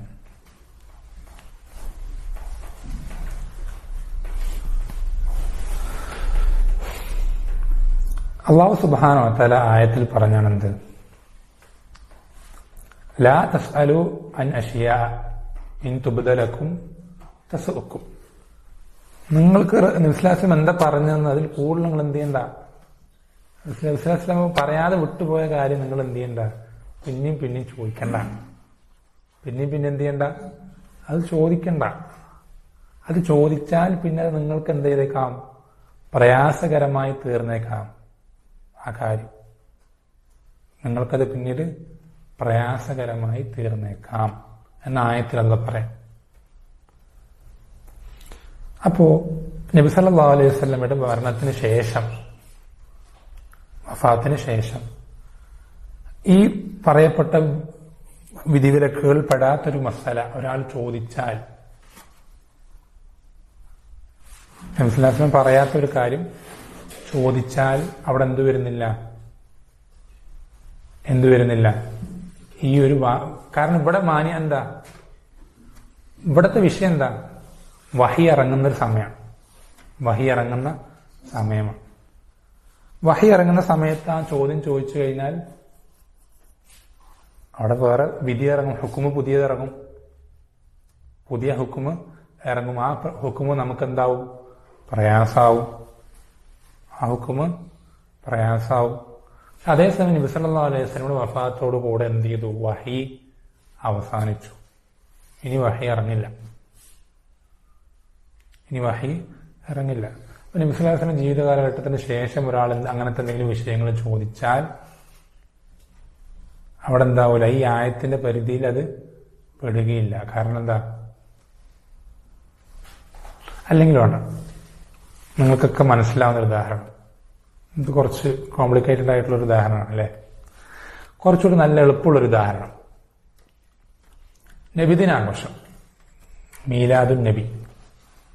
റബീഉൽ അവ്വൽ 12 നമ്മുടെ നാട്ടിൽ നബി സല്ലല്ലാഹു അലൈഹി വസല്ലമയോടുള്ള അങ്ങേയറ്റത്തെ പെരുത്ത മഹബത്ത് എന്ന് പറഞ്ഞിട്ട് കാണിച്ചു കൂട്ടുന്ന കോപ്രായങ്ങൾക്കും കോലാഹലങ്ങൾക്കൊക്കെ ഉള്ള ചുരുക്കപ്പേര് മീലാദുൻ നബി, നബിദിനം. ഈ നബിദിനം അതവര് കൊണ്ടാടുന്നത് എന്ത് പറഞ്ഞിട്ടാണ്, വളരെ പ്രതിഫലം കിട്ടുന്ന വലിയൊരു പുണ്യപ്രവർത്തനമായിട്ടാണ്, സൽക്കർമ്മമായിട്ടാണ് എന്ത് ചെയ്യുന്നത്, അവർ പഠിപ്പിക്കുന്നതും ജനങ്ങളെ പ്രോത്സാഹിപ്പിക്കുകയൊക്കെ ചെയ്യുന്നത്. ഓക്കെ, ഈ നബിദിനം നമ്മൾക്കിത് ചെയ്യാമോ എന്നൊരു ചോദ്യം വരുമ്പോൾ നമ്മൾക്ക് നബിദിനം ആഘോഷിക്കാമോ? ഒരു മുസ്ലിമിന് അള്ളാഹുവിന്റെ റസൂൽ സല്ലല്ലാഹു അലൈഹി വസല്ലമയെയും സ്വഹാബത്തിനെയും പിൻപറ്റുന്ന വല്ലദീന ഇത്തബഊഹും ബിഇഹ്സാൻ എന്ന് പറയുന്ന ആ ഒരു രൂപത്തിൽ ജീവിക്കുന്ന ഒരു യഥാർത്ഥ മുസ്ലിമിന് നബിദിനം ആഘോഷിക്കാൻ പാടുണ്ടോ? അപ്പൊ നമ്മൾ നോക്കുക, നമ്മൾ ആരുടെയും പക്ഷത്ത് നിൽക്കാനല്ല, ഒരു സുന്നിയായതുകൊണ്ട് എന്ത് ചെയ്താലും മോശം, നമ്മൾ ചെയ്തൊക്കെ അങ്ങനെ ആ ഒരു രൂപത്തിലല്ല നമ്മൾ നോക്കുക. നമ്മൾ പറഞ്ഞ 2 കാര്യങ്ങൾ ഏതൊക്കെ നോക്കേണ്ടത്, മുഖത്തള്ളയും നോക്കണം, പിന്നെ മാനിയം നോക്കണം. എന്താണ് ഈ നബിദിനം ആഘോഷിക്കാനുള്ള മുഖത്തള്ള? എന്താണ് നമ്മൾ പറയേണ്ട? അവരെന്നെ പറയുന്ന എന്താ, ഹുബ്ബുർ റസൂൽ, നബി സല്ലല്ലാഹു അലൈഹി വസല്ലമയോടുള്ള ഇഷ്ടം, നബി സല്ലല്ലാഹു അലൈഹി വസല്ലമയോടുള്ള ഇഷ്ടം. ഈ മുഖത്തള്ള നമ്മൾ പരിശോധിക്കുക വ്യക്തമായിട്ട്. ഈ മുഖത്തള്ള സ്വഹാബത്തിന്റെ കാലഘട്ടത്തിൽ ഉണ്ടായിരുന്നോ ആണ് ഫസ്റ്റ് സ്റ്റെപ്പ്. ഈ മുഖത്തള്ള സ്വഹാബത്തിന്റെ കാലഘട്ടത്തിൽ ഉണ്ടായിരുന്നു എന്ന് മാത്രല്ല, ഈ മുഖത്തള്ള സ്വഹാബത്തിന്റെ കാലഘട്ടത്തിൽ ഉണ്ടായിരുന്നത് പോലെ ഒരു കാലഘട്ടത്തിൽ ഉണ്ടായിട്ട് ഇനി ഉണ്ടാവില്ല. അള്ളാഹുവിന്റെ റസൂൽ സല്ലല്ലാഹു അലൈഹി വസല്ലമയെ സ്വഹാബത്ത് സ്നേഹിച്ചതുപോലെ സ്നേഹിച്ച ഒരു ഖൗം ഉണ്ടായിട്ടില്ല.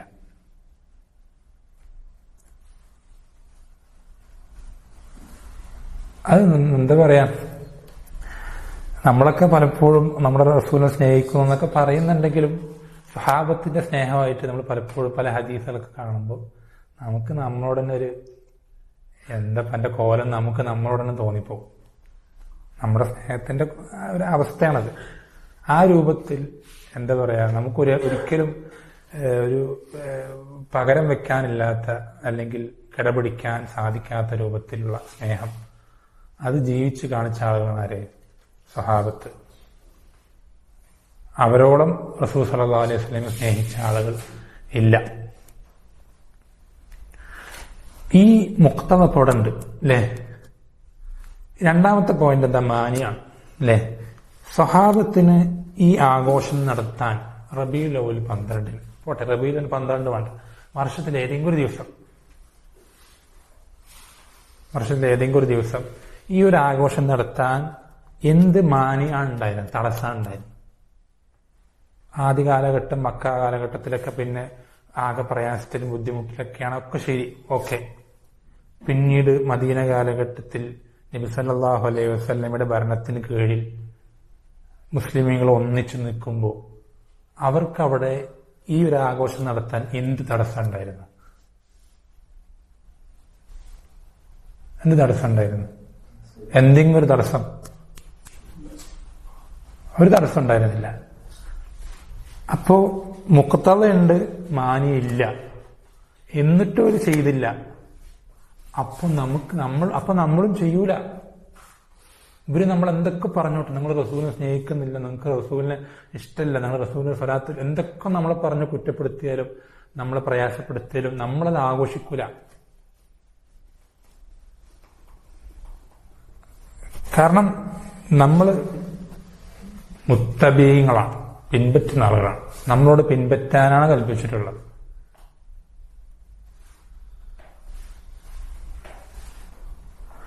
وأن هذا صراطي مستقيما فاتبعوه. പിൻപറ്റുന്ന പറഞ്ഞു, പിന്നാലെ പോവാനാ പറഞ്ഞു. അവരെങ്ങനെ പോയി? സഹാബത്ത് ആഘോഷിച്ചിട്ടുണ്ടെങ്കിൽ സമസ്തക്കാര് കേട്ടോ, നിങ്ങൾ നാണിക്കുന്ന രൂപത്തിൽ ഞങ്ങൾ ആഘോഷിച്ചേ, നിങ്ങൾക്കൊന്നും ഞങ്ങളുടെ ആഘോഷത്തിന് അത്ര അതിന്റെ ഒരു 7 അയലത്ത് വരാൻ സാധിക്കൂല. നിങ്ങൾ ഈ കാണിച്ചു കൂട്ടുന്ന സ്നേഹമല്ലാതെ അള്ളാഹു മുസ്താൻ. നിങ്ങൾ ശരിക്കും അള്ളാഹുവിന് സ്നേഹം ഉണ്ടായിരുന്നെങ്കിൽ നിങ്ങളുടെ സ്വന്തം ജീവിതത്തിലെങ്കിൽ ആ സ്നേഹം കാണും. അത് താടിയും പഠിച്ച് നെരിയാണിക്കുന്ന വസ്ത്രം താഴ്ത്തി റസൂലിന്റെ ജീവിതമായിട്ട് ഒരു ബന്ധമില്ലാത്ത ജീവിതം ജീവിച്ചിട്ട് അവൻ പറയാണ് റസൂലിനോട് വലിയ ഹുബ്ബാണ് അത്ര. എന്ത് ഹുബ്ബാണ്?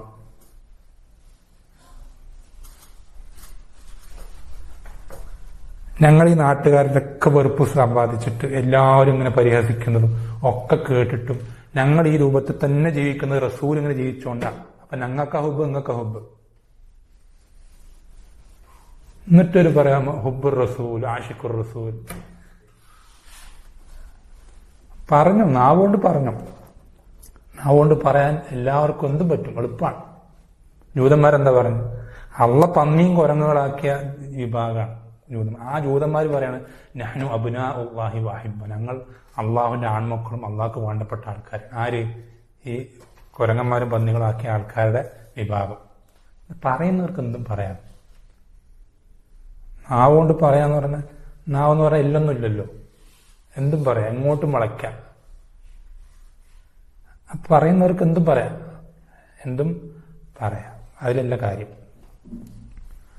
അപ്പോ മുക്തള ഉണ്ടായിരിക്കണം, മാനിയ ഇല്ലാതിരിക്കുമാണ്. മുക്തള ഉണ്ടായിരിക്കണം, മാനിയ ഇല്ലാതിരിക്കുമാണ്. അപ്പോ ഇങ്ങനെ ആയിട്ടും മുക്തത ഉണ്ടായിട്ടും മാനിയ ഇല്ലാതിരുന്നിട്ടും സ്വഹാബത്ത് ചെയ്തിട്ടില്ലെങ്കിൽ നമ്മൾ ചെയ്യൂല, ഒരു കാര്യം ചെയ്യൂല. ഇനിയിപ്പോ ഒരു കാര്യത്തിന് എന്ത് ചെയ്തു? മാനിയ പോയി എന്ന് വിചാരിക്കും.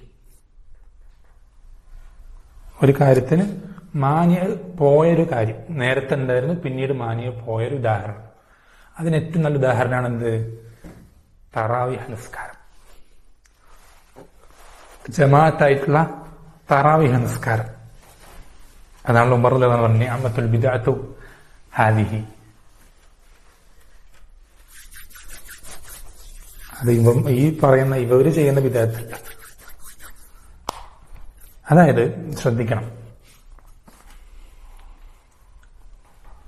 നബി സല്ലല്ലാഹു അലൈഹി വസല്ലമയുടെ കാലഘട്ടത്തിൽ നബി സല്ലല്ലാഹു അലൈഹി വസല്ലമ തറാവീഹ് നിസ്കരിച്ചിരുന്നു, ജമാഅത്തായിട്ട് നിസ്കരിച്ചിരുന്നു. എന്തുകൊണ്ടാണ് തുടരാതിരുന്നത്? എന്തുകൊണ്ടാണ്? ഫറളാക്കപ്പെടുമോ എന്ന് പേടിച്ച്. ഹദീസിൽ അങ്ങനെ തന്നെ പറയുന്നുണ്ട്. ഖശീത യുഫ്റള അലൈക്കും, നിങ്ങൾക്കത് ഫറളാക്കപ്പെടുമോ ഞാൻ പേടിച്ചു. ഈ പേടി ഇതിനെ എന്ത് പറയും? മാനി എന്ന് പറയാം. ഇതൊരു മാനിയാണ്. അതുകൊണ്ടത് ഒഴിവാക്കാനുള്ള തടസ്സമാണ് എന്ത്? ഈ പേടി. ഈ ഫറലാക്കപ്പെടുമോ എന്നുള്ള പേടി വഹി അവസാനം നബി സല്ലല്ലാഹു അലൈഹി വസല്ലം മരണത്തോടുകൂടി എന്ത് ചെയ്തു? വഹി അവസാനിച്ചതുകൊണ്ട് തന്നെ പിന്നെ ആ കാലത്ത് എന്തില്ല, പിന്നെ പേടിക്കേണ്ട ആവശ്യമില്ല. പിന്നെ വഹി ഇറങ്ങൂല. അവിടെ മാനിയ എന്ത് ചെയ്തു? മാനിയ നീങ്ങി. അപ്പൊ അത് ചെയ്തെന്തല്ല, നബി സല്ലല്ലാഹു അലൈഹി വസല്ലം ഒഴിവാക്കിയതല്ലേ. അപ്പൊ നമ്മളത് ചെയ്യുന്നത് എങ്ങനെ ശരിയാവുക? അന്ന് മാനിയ ഉണ്ടായിരുന്നു, പിന്നീട് ആ മാനിയ നീങ്ങി. അതുകൊണ്ട് നമുക്ക് എന്ത് ചെയ്യാം? അത് ചെയ്യാം. നമുക്കത് ചെയ്യാം. നബി സല്ലല്ലാഹു അലൈഹി വസല്ലം പള്ളിയിൽ ജമാഅത്തായി ചെയ്തതുപോലെ തന്നെ നമുക്ക് എന്ത് ചെയ്യാം? നമുക്കും പള്ളിയിൽ ജമാഅത്തായി ചെയ്യാം. മാനിയ നീങ്ങി. ഈ മാനിയന്റെ വിഷയം വ്യക്തമായില്ലേ? ഇതുപോലെ തന്നെ മുക്തദന്റെ വിഷയത്തിൽ സഹാബത്തിന്റെ കാലത്ത് ഒരു കാര്യത്തിൽ മുക്തദ ഉണ്ടായിരുന്നില്ല. പിന്നീട് ഒരു മുക്തദ വരികയാണ്. പുതുതായി വരികയാണ്. അതിന് ഏറ്റവും നല്ല ഉദാഹരണമാണ് എന്ത്? മുസ്ഹഫ് ക്രോഡീകരിക്കുന്ന വിഷയം. മുസ്ഹഫ് വഹി ഇറങ്ങുന്ന സന്ദർഭത്തിലേക്ക് നബി സല്ലല്ലാഹു അലൈഹി വസല്ലം എന്ത് ചെയ്തിട്ടുണ്ട്? അത് പല സന്ദർഭങ്ങളിലായിട്ട് പലരോടായിട്ട് പല സ്ഥലങ്ങളിലായിട്ട് എന്ത് ചെയ്തിട്ട് എഴുതി രേഖപ്പെടുത്തി വെച്ചിട്ടുണ്ട്. സഹാബത്തെല്ലാവരും കാണാതെ പഠിച്ചു വെച്ചിട്ടുണ്ട്. സഹാബത്തിൽ ഒരുപാട് ഹാഫിലീങ്ങളുണ്ട്. അതിന് പുറമെ അത് എഴുതി വെക്കാൻ അള്ളാഹു കൽപ്പിച്ച പ്രകാരം പല സ്ഥലങ്ങളിലായിട്ട് എഴുതി വെച്ചിട്ടുണ്ടായിരുന്നു. അതങ്ങനെ തുടർന്നു. അങ്ങനത്തെ ഒരു മാറ്റമില്ലാതെ അങ്ങനെ തന്നെ പോയി. അബൂബക്കർ റളിയല്ലാഹു അൻഹുവിന്റെ കാലഘട്ടത്തിൽ യമാമ യുദ്ധം, മുസൈലിമത്തുൽ കദ്ദാബുമായിട്ടുള്ള യുദ്ധത്തിൽ ഒരുപാട് ഹാഫിളീങ്ങൾ ഒരൊറ്റ യുദ്ധത്തിൽ തന്നെ കൊല്ലപ്പെട്ടു. എല്ലാവരും അല്ല, ഒരുപാട് പേര്. ഉമർ റളിയല്ലാഹു അൻഹു എന്ത് ചെയ്തു? ഇതിങ്ങനെ തുടർന്നാൽ പല യുദ്ധങ്ങളിലായിട്ട് എന്ത് ചെയ്യും? ഹാഫിളീങ്ങൾ മുഴുവൻ കൊല്ലപ്പെട്ട് കഴിഞ്ഞാൽ പിൽക്കാലത്ത് എന്ത് ചെയ്തില്ല? ഖുർആൻ എത്തിച്ചു കൊടുക്കാൻ ഖുർആൻ അറിയുന്ന ആളുകൾ ഇല്ലാതാകും. ഈ മുഖ്തദ ശ്രദ്ധിക്കണേ. ഈ മുഖ്തദ റസൂലിന്റെ കാലത്ത് ഉണ്ടായിരുന്നോ? ഖുർആൻ പഠിപ്പിക്കാൻ ആളില്ലാതാവും എന്നുള്ള മുഖ്തദ ഉണ്ടായിരുന്നോ? ഉണ്ടായിരുന്നില്ല. അള്ളാന്റെ റസൂൽ സല്ലല്ലാഹു അലൈഹി വസല്ലം ഉണ്ടല്ലോ. ആരില്ലെങ്കിലും അള്ളാന്റെ റസൂലുണ്ട്. ആ മുഖ്തദ ഉണ്ടായിരുന്നില്ല. പിന്നീട് മുഖ്തദ വന്നു. അപ്പോഴാണ് എന്ത് ചെയ്യുന്നത്? അബൂബക്കർ റളിയല്ലാഹു അൻഹു സംസാരിക്കുകയും അബൂബക്കർ റളിയല്ലാഹു എന്താ പറയുന്നത് അറിയോ? വളരെ ശ്രദ്ധിക്കുക. ഈ വിഷയത്തിൽ വളരെ പ്രധാനപ്പെട്ട ഒരു കാര്യമാണ്. ഉമർ റളിയല്ലാഹു അൻഹു ഇങ്ങനെ പറയുമ്പോൾ, നമ്മളത് ക്രോഡീകരിച്ചാലെന്ന് പറയുമ്പോൾ അബൂബക്കർ റളിയല്ലാഹു അൻഹു തിരിച്ചു പറയുന്നൊരു വാക്കുണ്ട്, റസൂൽ ചെയ്യാത്ത നമ്മളെങ്ങനെ ചെയ്യുക? അതാണ് ദീന്. റസൂൽ ചെയ്യാതെ നമ്മളെങ്ങനെ ചെയ്യും? ദീനായിട്ട് നമ്മളെങ്ങനെ അത് ചെയ്യാം? അല്ല, എന്നിപ്പോ ഇല്ല, നല്ലതല്ലേ, അത് നല്ലതല്ലേ. ആനയ്ക്ക് എന്താ കുഴപ്പമെന്നാ ചോദിച്ച്.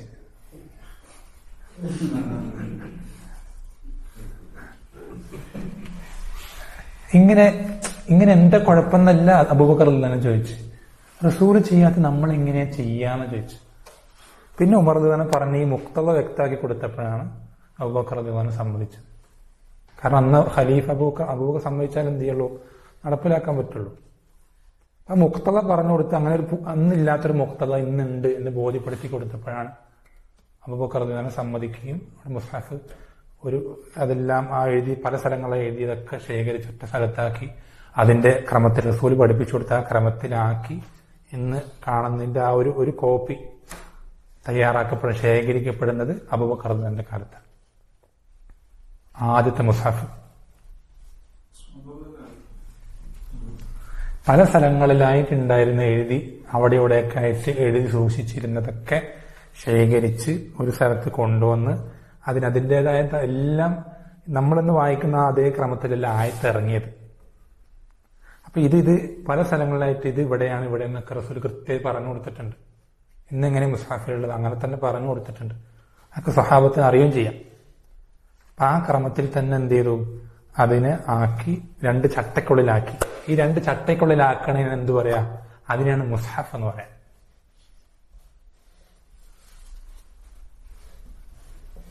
അങ്ങനെ ആക്കിയത് അബൂബക്കർ റളിയല്ലാഹു അൻഹുവിന്റെ കാലത്താണ്. മറ്റേ ഞാൻ പറഞ്ഞുതരാം, അത് ഉസ്മാൻ റളിയല്ലാഹു അൻഹുവിന്റെ കാലത്ത് സംഭവിച്ചത്. ഈ ഒരു കോപ്പിനെ എന്തായി, അതിന്ന് കുറെ കോപ്പി ഉണ്ടാക്കി, ഇത് നോക്കിയിട്ട് അതുപോലെ കുറെ കോപ്പി ഉണ്ടാക്കി. എന്നിട്ട് എന്ത് ചെയ്തു, ഇസ്ലാമിക സാമ്രാജ്യം അത് വ്യാപിച്ചപ്പോൾ ഓരോ നാട്ടിലെ തലസ്ഥാനങ്ങളിലേക്ക് അല്ലെങ്കിൽ അതിന്റെ പ്രധാനപ്പെട്ട ഭാഗങ്ങളിലേക്ക് എന്ത് ചെയ്തു, ഓരോ കോപ്പികൾ. പക്ഷെ അവർക്ക് എന്തെങ്കിലും ആ വിഷയത്തിൽ എന്തെങ്കിലും സംശയം അഥവാ ഉണ്ടാവുകയാണെങ്കിൽ ഇത് പരിശുദ്ധിയിലേക്ക് മടങ്ങാൻ, ഇത് നോക്കാൻ. അത് ഉസ്മാൻ റളിയല്ലാഹു കാലഘട്ടത്തിൽ ഈ ഒരു കോപ്പി ഉണ്ടാക്കിയത് അബൂബക്കർ റളിയല്ലാഹു കാലഘട്ടത്തിൽ. ഉസ്മാൻ റളിയല്ലാഹു ഉണ്ടാക്കിയത് അപ്പോഴും അവിടെ ഒരു മുക്തദ ഉള്ളതുകൊണ്ടാണ്. അല്ലെങ്കിൽ ഉസ്മാൻ റളിയല്ലാഹു ചെയ്യൂല, ഉസ്മാൻ റളിയല്ലാഹു ചെയ്യൂല. അന്ന് എന്താ, ഇന്നത്തെ കാലത്ത് അന്നൊരു ഒരു കോപ്പി മതിയായിരുന്നു. പിന്നീട് കുറെ വ്യാപിച്ച് അനറബികളൊക്കെ ഒരുപാട് ഇസ്ലാം അങ്ങനെയൊക്കെ ആയപ്പോൾ ഒരു കോപ്പി മതിയാവൂല. ഇന്നത്തെ പോലത്തെ ഈ ലൈവ് സംവിധാനങ്ങളൊന്നുമില്ലല്ലോ, നെറ്റിന്റെയും കാര്യങ്ങൾ. അതൊക്കെ ഉണ്ടെങ്കിൽ അന്ന് കോപ്പി ഉണ്ടാക്കൂല. കാരണം അന്ന് മുക്തദ ഉണ്ടാകുമായിരുന്നില്ല. പക്ഷെ അന്ന് മുക്തദ വന്നു, അങ്ങനെ ചെയ്തു. മനസ്സിലായോ? ഈ മുക്തദയുമാനി എന്ന് വെച്ചാൽ സഹാബത്ത് ഓരോ സ്റ്റെപ്പ് വെക്കുന്നത് റസൂൽ വെച്ചോ എന്ന് നോക്കിയിട്ടാണ്. അതുപോലെ ആയിരിക്കണം നമ്മളും അതുപോലെ ആയിരിക്കണം. ഇപ്പൊ ഉദാഹരണത്തിന് ഇതിൽ ഒരുപാട് ഉദാഹരണങ്ങൾ പറയാൻ പറ്റും ഈ മുക്തദന്റെയും മാനിന്റെയും വിഷയത്തിൽ, ഒരുപാട് വിഷയങ്ങൾ. ഇപ്പൊ ഉദാഹരണത്തിന് ഇൽമിയായിട്ടുള്ള കിതാബുകൾ, ഒരുപാട് കിതാബുകൾ റസൂൽ സല്ലല്ലാഹു അലൈഹി വസല്ലം കിതാബ് എഴുതിയിട്ടുണ്ടോ? അള്ളാഹുവിന്റെ റസൂൽ സല്ലല്ലാഹു അലൈഹി വസല്ലം ഏത് വിഷയത്തിലെ കിതാബ് എഴുതിയിട്ടുള്ളത്? അഖീദയിലോ ഫിഖ്ഹിലോ കിതാബ് എഴുതിയിട്ടുണ്ടോ? നമുക്ക് ആകെ വിട്ടേച്ചു പോയത് ഒറ്റൊരു കിതാബാണ്, അള്ളാഹിന്റെ കിതാബ്.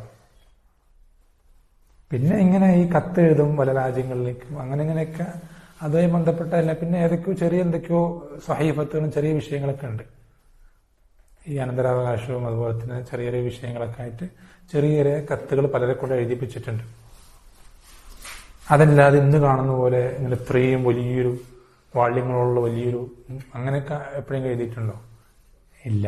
അപ്പൊ ഇതൊക്കെ ചെയ്യൽ ബിദഅത്താണോ? നമ്മൾ പറഞ്ഞില്ല, റസൂൽ ചെയ്ത് നമ്മളെങ്ങനെ ചെയ്യുക, ഈ ഒരു ചിന്ത നമുക്ക് എപ്പോഴും വേണം. അപ്പൊ ഈ പുസ്തകങ്ങൾ ഇത് റസൂലിന്റെ കാലത്തുണ്ടായിരുന്നു. ഫതുഹുൽ ബാരി, സഹീഹുൽ ബുഖാരി സ്വഹാബത്ത് ചെയ്തിരുന്നു.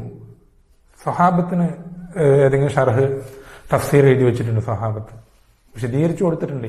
പല പണ്ഡിതന്മാരും തഫ്സീറായിട്ട് എഴുതിയിട്ടുണ്ടോ? Tafsir Ibn Abbas, Ibn Abbas first മുതൽ ലാസ്റ്റ് വരെ.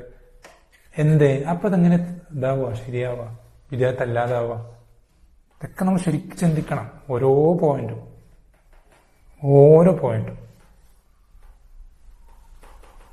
അന്ന് അതിന്റെ മുക്തദ ഉണ്ടായിരുന്നില്ല. പിന്നീട് എന്ത് ചെയ്തു? മുക്തദ വന്നു. മുക്തദ വന്ന ഇബ്നു അബ്ബാസ് റളിയല്ലാഹു അൻഹുമ അദ്ദേഹത്തിന്റെ കാലഘട്ടത്തിൽ ആ മുക്തദ ഉണ്ടായിരുന്നെങ്കിൽ ഇബ്നു അബ്ബാസ് റളിയല്ലാഹു അൻഹുവിന്റെ കാലഘട്ടത്തിൽ തന്നെ അദ്ദേഹത്തിന്റെ തഫ്സീർ അത് കിതാബായി വന്നേനെ. പക്ഷെ പിൽക്കാലത്താണ് എന്ത് ചെയ്തത്? അന്നൊന്നും ആരും എന്ത് ചെയ്യില്ല. അന്നൊക്കെ ഒരു മുഴുവനാട് കേട്ടാൽ മുഴുവൻ ഹിഫ്ളാക്കലാണ്. ഇമാം ഷാഫി പറയാറുണ്ട്, എന്താണ്,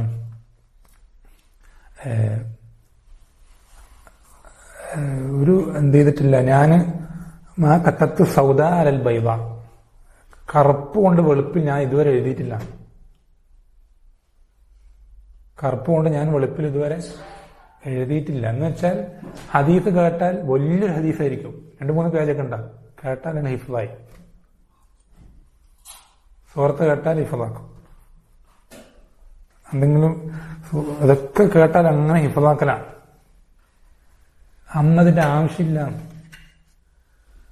പിന്നീട് അങ്ങനെ പോയി ഇതൊക്കെ ഇങ്ങനെ എന്തായി? ഖൈറുന്നാസ് എന്ന് പറഞ്ഞാൽ എല്ലാത്തിലും ഖൈർ അവരാണ്. പിന്നീട് ഇങ്ങനെ പോകുമ്പോ ഇങ്ങനെ കുറഞ്ഞു വന്ന് ഒന്നിപ്പോ എന്താ പറയാ, ഹിഫ്ളില്ല. അങ്ങനത്തെ ഒരു കാലഘട്ടത്തിലേക്ക് എത്തിയപ്പോ ഇതൊക്കെ എഴുതി വെക്കേണ്ട അവസ്ഥ വന്നു. അല്ലാതെ നിവൃത്തിയില്ല.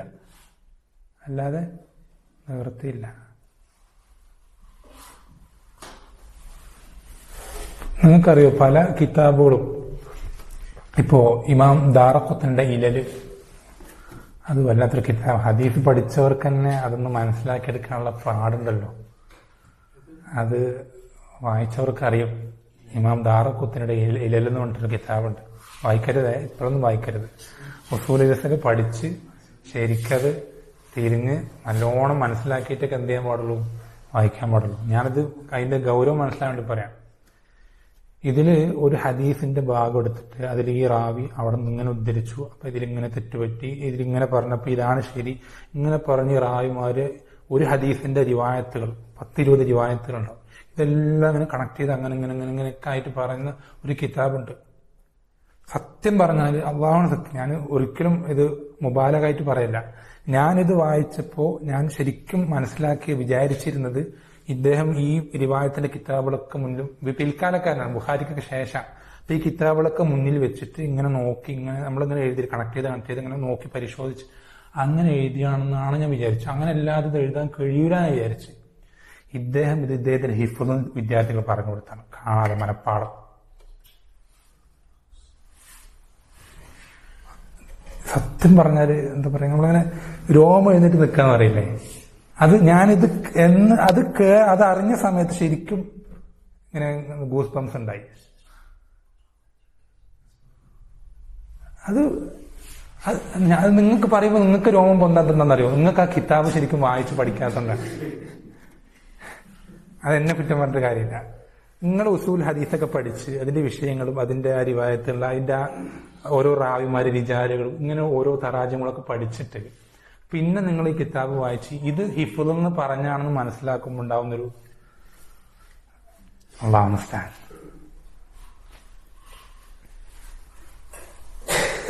കാണാതെ മനപ്പാടത്ത് ഇങ്ങനെ പറഞ്ഞു കൊടുക്കാൻ വിദ്യാർത്ഥികൾ ഇങ്ങനെ എഴുതിയെടുക്കണത്, അതാണ് പിന്നെ ഈ കിതാബായത്. അതുപോലെ തന്നെ ഹനഫി പണ്ഡിതൻ എന്താണ് സർഹസി, അദ്ദേഹത്തിന്റെ ഒരു കിതാബുണ്ട്. കിതാബിന്റെ പേരെന്താ റബ്ബേ മറന്നുപോയി, നമുക്ക് പേര് പോലും ഓർമ്മയില്ല. അദ്ദേഹം അത്രയും വലിയൊരു കിതാബ്, ആ കിതാബ് മുഴുവൻ അദ്ദേഹത്തിന് തടവിലാക്കപ്പെട്ടപ്പോ കുറച്ച് അദ്ദേഹത്തെയും വിദ്യാർത്ഥികളും കൂടി തടവിലാക്കപ്പെട്ടു. ആ മബ്സൂത്ത്, ഹനഫി മദ്ഹബിലെ കിതാബ്. ഈ മബ്സൂത്ത് എന്നുള്ള കിതാബ് അത് അദ്ദേഹത്തിന്റെ ഇന്നും ഹനഫി പണ്ഡിതന്മാര് അവലംബമായിട്ട് സ്വീകരിക്കുന്ന ഗ്രന്ഥങ്ങളുടെ ഗ്രന്ഥം. അത് അദ്ദേഹത്തിന്റെ വിദ്യാർത്ഥികൾക്ക് ചുറ്റും ഇരിക്കുക, ഇദ്ദേഹത്തിന്റെ ഹിഫ്ള് ഇങ്ങനെ പറഞ്ഞു കൊടുക്കുക, ആദ്യം മുതൽ അവസാനം വരെ.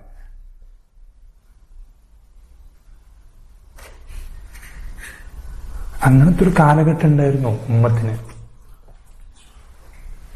അതുകൊണ്ടല്ലേ ഇമാം ബുഖാരി റഹ്മത്തുള്ളാഹി പറയുന്നത്, അഹ്ഫളു 100,000 ഹദീസിൻ സ്വഹീഹ് വഅഹ്ഫളു 200,000 ഹദീസിൻ ളഈഫ്. ഞാന് സ്വഹീഹായ ഹദീസുകൾ 1,00,000 സ്വഹീഹായ ഹദീസുകളും 2,00,000 ളഈഫായ ഹദീസുകളും ഞാൻ ഹിഫ്ളാക്കുന്നുണ്ട്, എഴുതി വെച്ചിട്ടുണ്ടെന്നല്ല. എത്ര? 1,00,000 സ്വഹീഹായ ഹദീസ്. 1,00,000 സ്വഹീഹായ ഹദീസ് പറഞ്ഞാൽ അതിന്റെ റിവായത്തുകളൊക്കെ കൂട്ടിയിട്ടാണ്, അല്ലാതെ 1,00,000 എത്തൂല. അത് നമ്മൾ പിന്നീട് പഠിക്കും. 2,00,000 ളഈഫും ഞാൻ പഠിച്ചിട്ടുണ്ട്. ഇമാം ബുഖാരി റഹ്മത്തുള്ളാഹി കാണാതെ മനഃപ്പാഠമാക്കിയിട്ടുണ്ടെന്ന് പറയാം. ഇങ്ങനെ എത്ര ഉണ്ടെന്നറിയോ, ഒരുപാടുണ്ട്. പക്ഷെ ആ കാലഘട്ടം അങ്ങനെയായിരുന്നു. പിന്നീടാണ് ഇതൊക്കെ ആവശ്യം വന്നത്.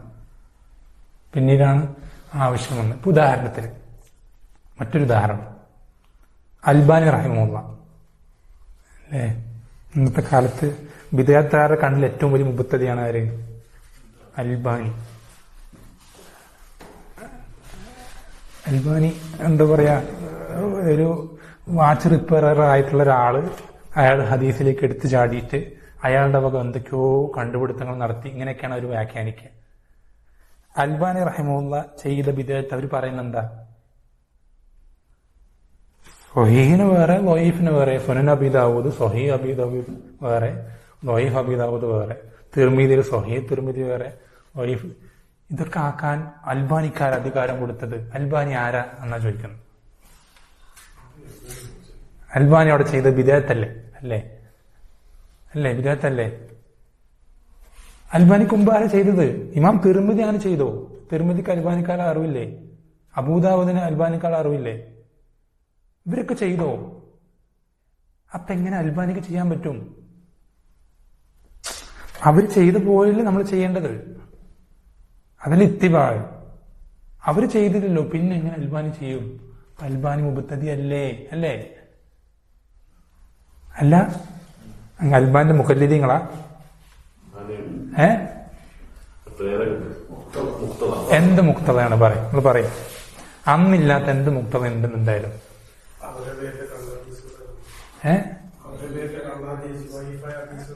അല്ലല്ല, അങ്ങനല്ല. അല്ല, അതാണ്. പക്ഷെ നമ്മുടെ ഉമ്മത്തിന്റെ ചരിത്രം വല്ലാത്ത ചരിത്രമാണ്. ഈ ഹിഫ്ളിന്റെ കാര്യം പറഞ്ഞില്ലേ, ഇതുപോലെ വേറൊരു ചരിത്രമുണ്ട് ഉമ്മത്തിന്, വേറൊരു വശമുണ്ട്. എന്താണ്? സനദോടുകൂടി ഒരു ഹദീസ് പറഞ്ഞാൽ, എത്ര കള്ള ഹദീസാണെങ്കിലും അന്നത്തെ കാലത്ത് അത് പറഞ്ഞാൽ ഒരു പ്രശ്നമില്ല. കാരണം സനദിലെ ഈ കള്ളന് എല്ലാവർക്കും അറിയാം, അത് കള്ളനാണെന്ന് അറിയാം, അത് കദ്ദാബാണ്. ഈ വ്യക്തിന്റെ പേരെടുത്ത സനദിൽ ഒരു റിവായത്ത് പറഞ്ഞാൽ ആൾക്കാർക്കൊക്കെ അറിയാം അത് കള്ളനാണ്, ഒരു പ്രശ്നമില്ല. ഇത് കള്ള ഹദീസാണെന്ന് പറഞ്ഞാൽ ഒരു പ്രശ്നമില്ല.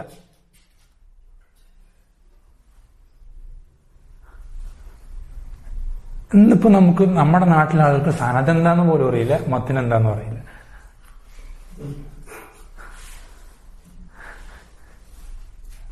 സനദും അറിയില്ല, മത്തിനും അറിയില്ല. അപ്പൊ ഇങ്ങനത്തെ എന്ന് വെച്ചാൽ അന്ന് അതിന്റെ മുക്തത ഉണ്ടായിരുന്നില്ല. മനസ്സിലായോ? വെച്ചാൽ ഗ്രന്ഥങ്ങൾ എഴുതുമ്പോൾ ഇപ്പൊ ഇമാം അഹമ്മദിന്റെ ഗ്രന്ഥങ്ങൾ, മുസ്നദ് അഹമ്മദിൽ എന്തുണ്ട്? ദഈഫായ പല ഹദീസുകളുണ്ട്. ഇമാം അഹമ്മദിന് അത് അദ്ദേഹം ദഈഫാണെന്ന് അറിയാണ്ട് കൊടുത്താണോ? ആണോ? കരുതുന്നുണ്ടോ ഇമാം അഹമ്മദിന് ദഈഫാണെന്ന് മനസ്സിലാക്കാൻ പറ്റിയില്ല? അല്ല.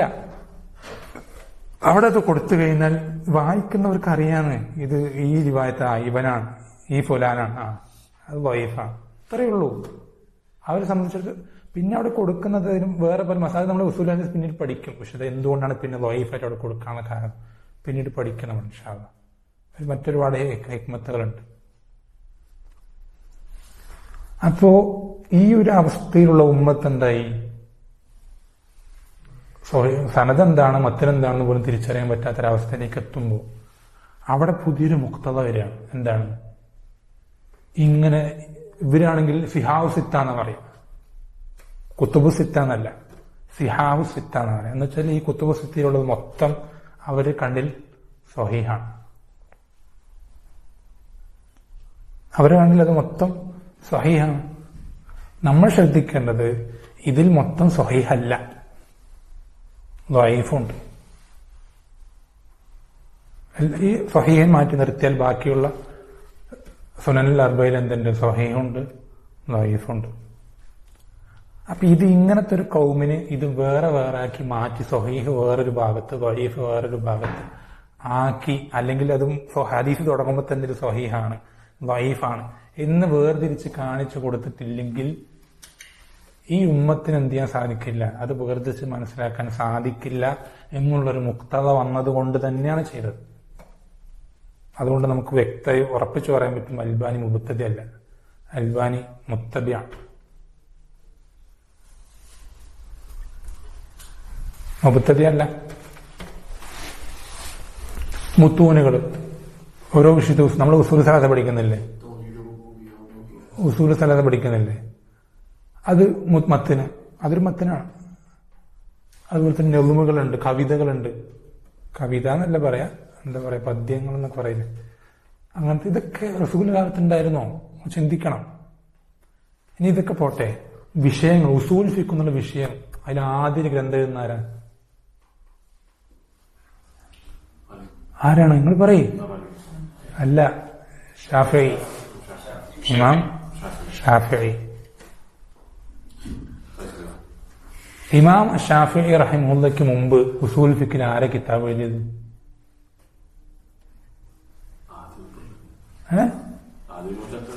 അല്ല. അപ്പോ ഈ ഉസൂൽ ഫിഖ് എന്നുള്ള വിഷയം ബിദ്അത്തല്ലേ? ഷാഫിഈക്ക് മുമ്പ് ആരും എഴുതിയിട്ടില്ലല്ലോ.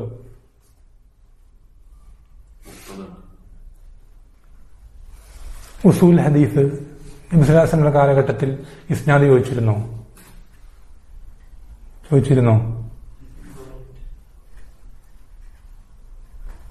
ഇങ്ങനെ നമ്മൾ വളരെ ശ്രദ്ധിക്കേണ്ട ഒരു പോയിന്റാണ്. മുക്തത ഉണ്ടായിരിക്കുകയും മാന്യ ഇല്ലാതിരിക്കുകയും ചെയ്തു കഴിഞ്ഞാൽ എന്നിട്ടും സ്വഹാബത്ത് ഇത് ചെയ്തിട്ടില്ലെങ്കിൽ നമ്മളും ചെയ്യൂല. നമ്മൾ ചെയ്യരുത്, നമ്മളും ചെയ്യരുത്. അതിനെയാണ് എന്ത് പറയാ, ബിദഅത്ത് എന്ന് പറയാം. അതേസമയത്തിൽ ഏതെങ്കിലും ഒന്ന് മുക്തത, അന്ന് ഒരു മുക്തത ഇല്ല, ഇന്നൊരു മുക്തത വന്നു കഴിഞ്ഞാൽ നമുക്ക് എന്ത് ചെയ്യാം. അന്നൊരു മാനിയ ഉണ്ടായിരുന്നു, അതുകൊണ്ട് ചെയ്യാൻ പറ്റാത്തൊരു കാര്യം ഇന്നൊരു മാനിയെ നീങ്ങിക്കാൻ നമുക്ക് എന്ത് ചെയ്യാം, അത് ചെയ്യാം. വളരെ ശ്രദ്ധിക്കണം, വളരെ ശ്രദ്ധിക്കണം.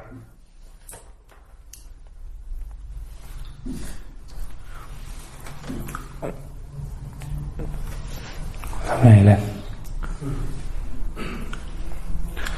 പിന്നെ വേറെ 1-2 മസാലകൾ കൂടെ എന്തുണ്ട് ഈ വിഷയത്തിൽ പ്രധാനപ്പെട്ടത് ഉണ്ട്. അത് നമുക്ക് എന്ത് ചെയ്യാം, അടുത്ത ദർശനം ഇൻഷാ അല്ലാഹ്. ഈ രണ്ടാമത്തെ വ്യത്യാസം കഴിഞ്ഞിട്ടില്ല, അതിൽ ഇനിയും പ്രധാനപ്പെട്ട കുറച്ച് മസാലകൾ കൂടെ പറയാനുണ്ട് ഇൻഷാ അല്ലാഹ്. അല്ലാഹു സുബ്ഹാനഹു വ തആല നമുക്ക് എല്ലാവർക്കും കാര്യങ്ങൾ ശരിയായ രൂപത്തിൽ മനസ്സിലാക്കാനും അത് ജീവിതത്തിൽ കഴിവിന്റെ പരമാവധി പ്രാവർത്തികമാക്കാനൊക്കെ റബ്ബ് സുബ്ഹാനഹു വ തആല ഓരോരുത്തരെയും സഹായിക്കുമാറാവട്ടെ. അതിനിത്തരം മജ്ലിസുകൾ സബബുകളാക്കി തീർക്കുകയും ചെയ്യുമാറാവട്ടെ. സല്ലല്ലാഹു വസല്ലം അലാ നബീന മുഹമ്മദ് വൽഹംദുലില്ലാഹി റബ്ബിൽ ആലമീൻ. സുബ്ഹാനക അല്ലാഹുമ്മ വബിഹംദിക അഷ്ഹദു അൻ ലാ ഇലാഹ ഇല്ലാ അൻത അസ്തഗ്ഫിറുക വ അത്തൂബു ഇലൈക്.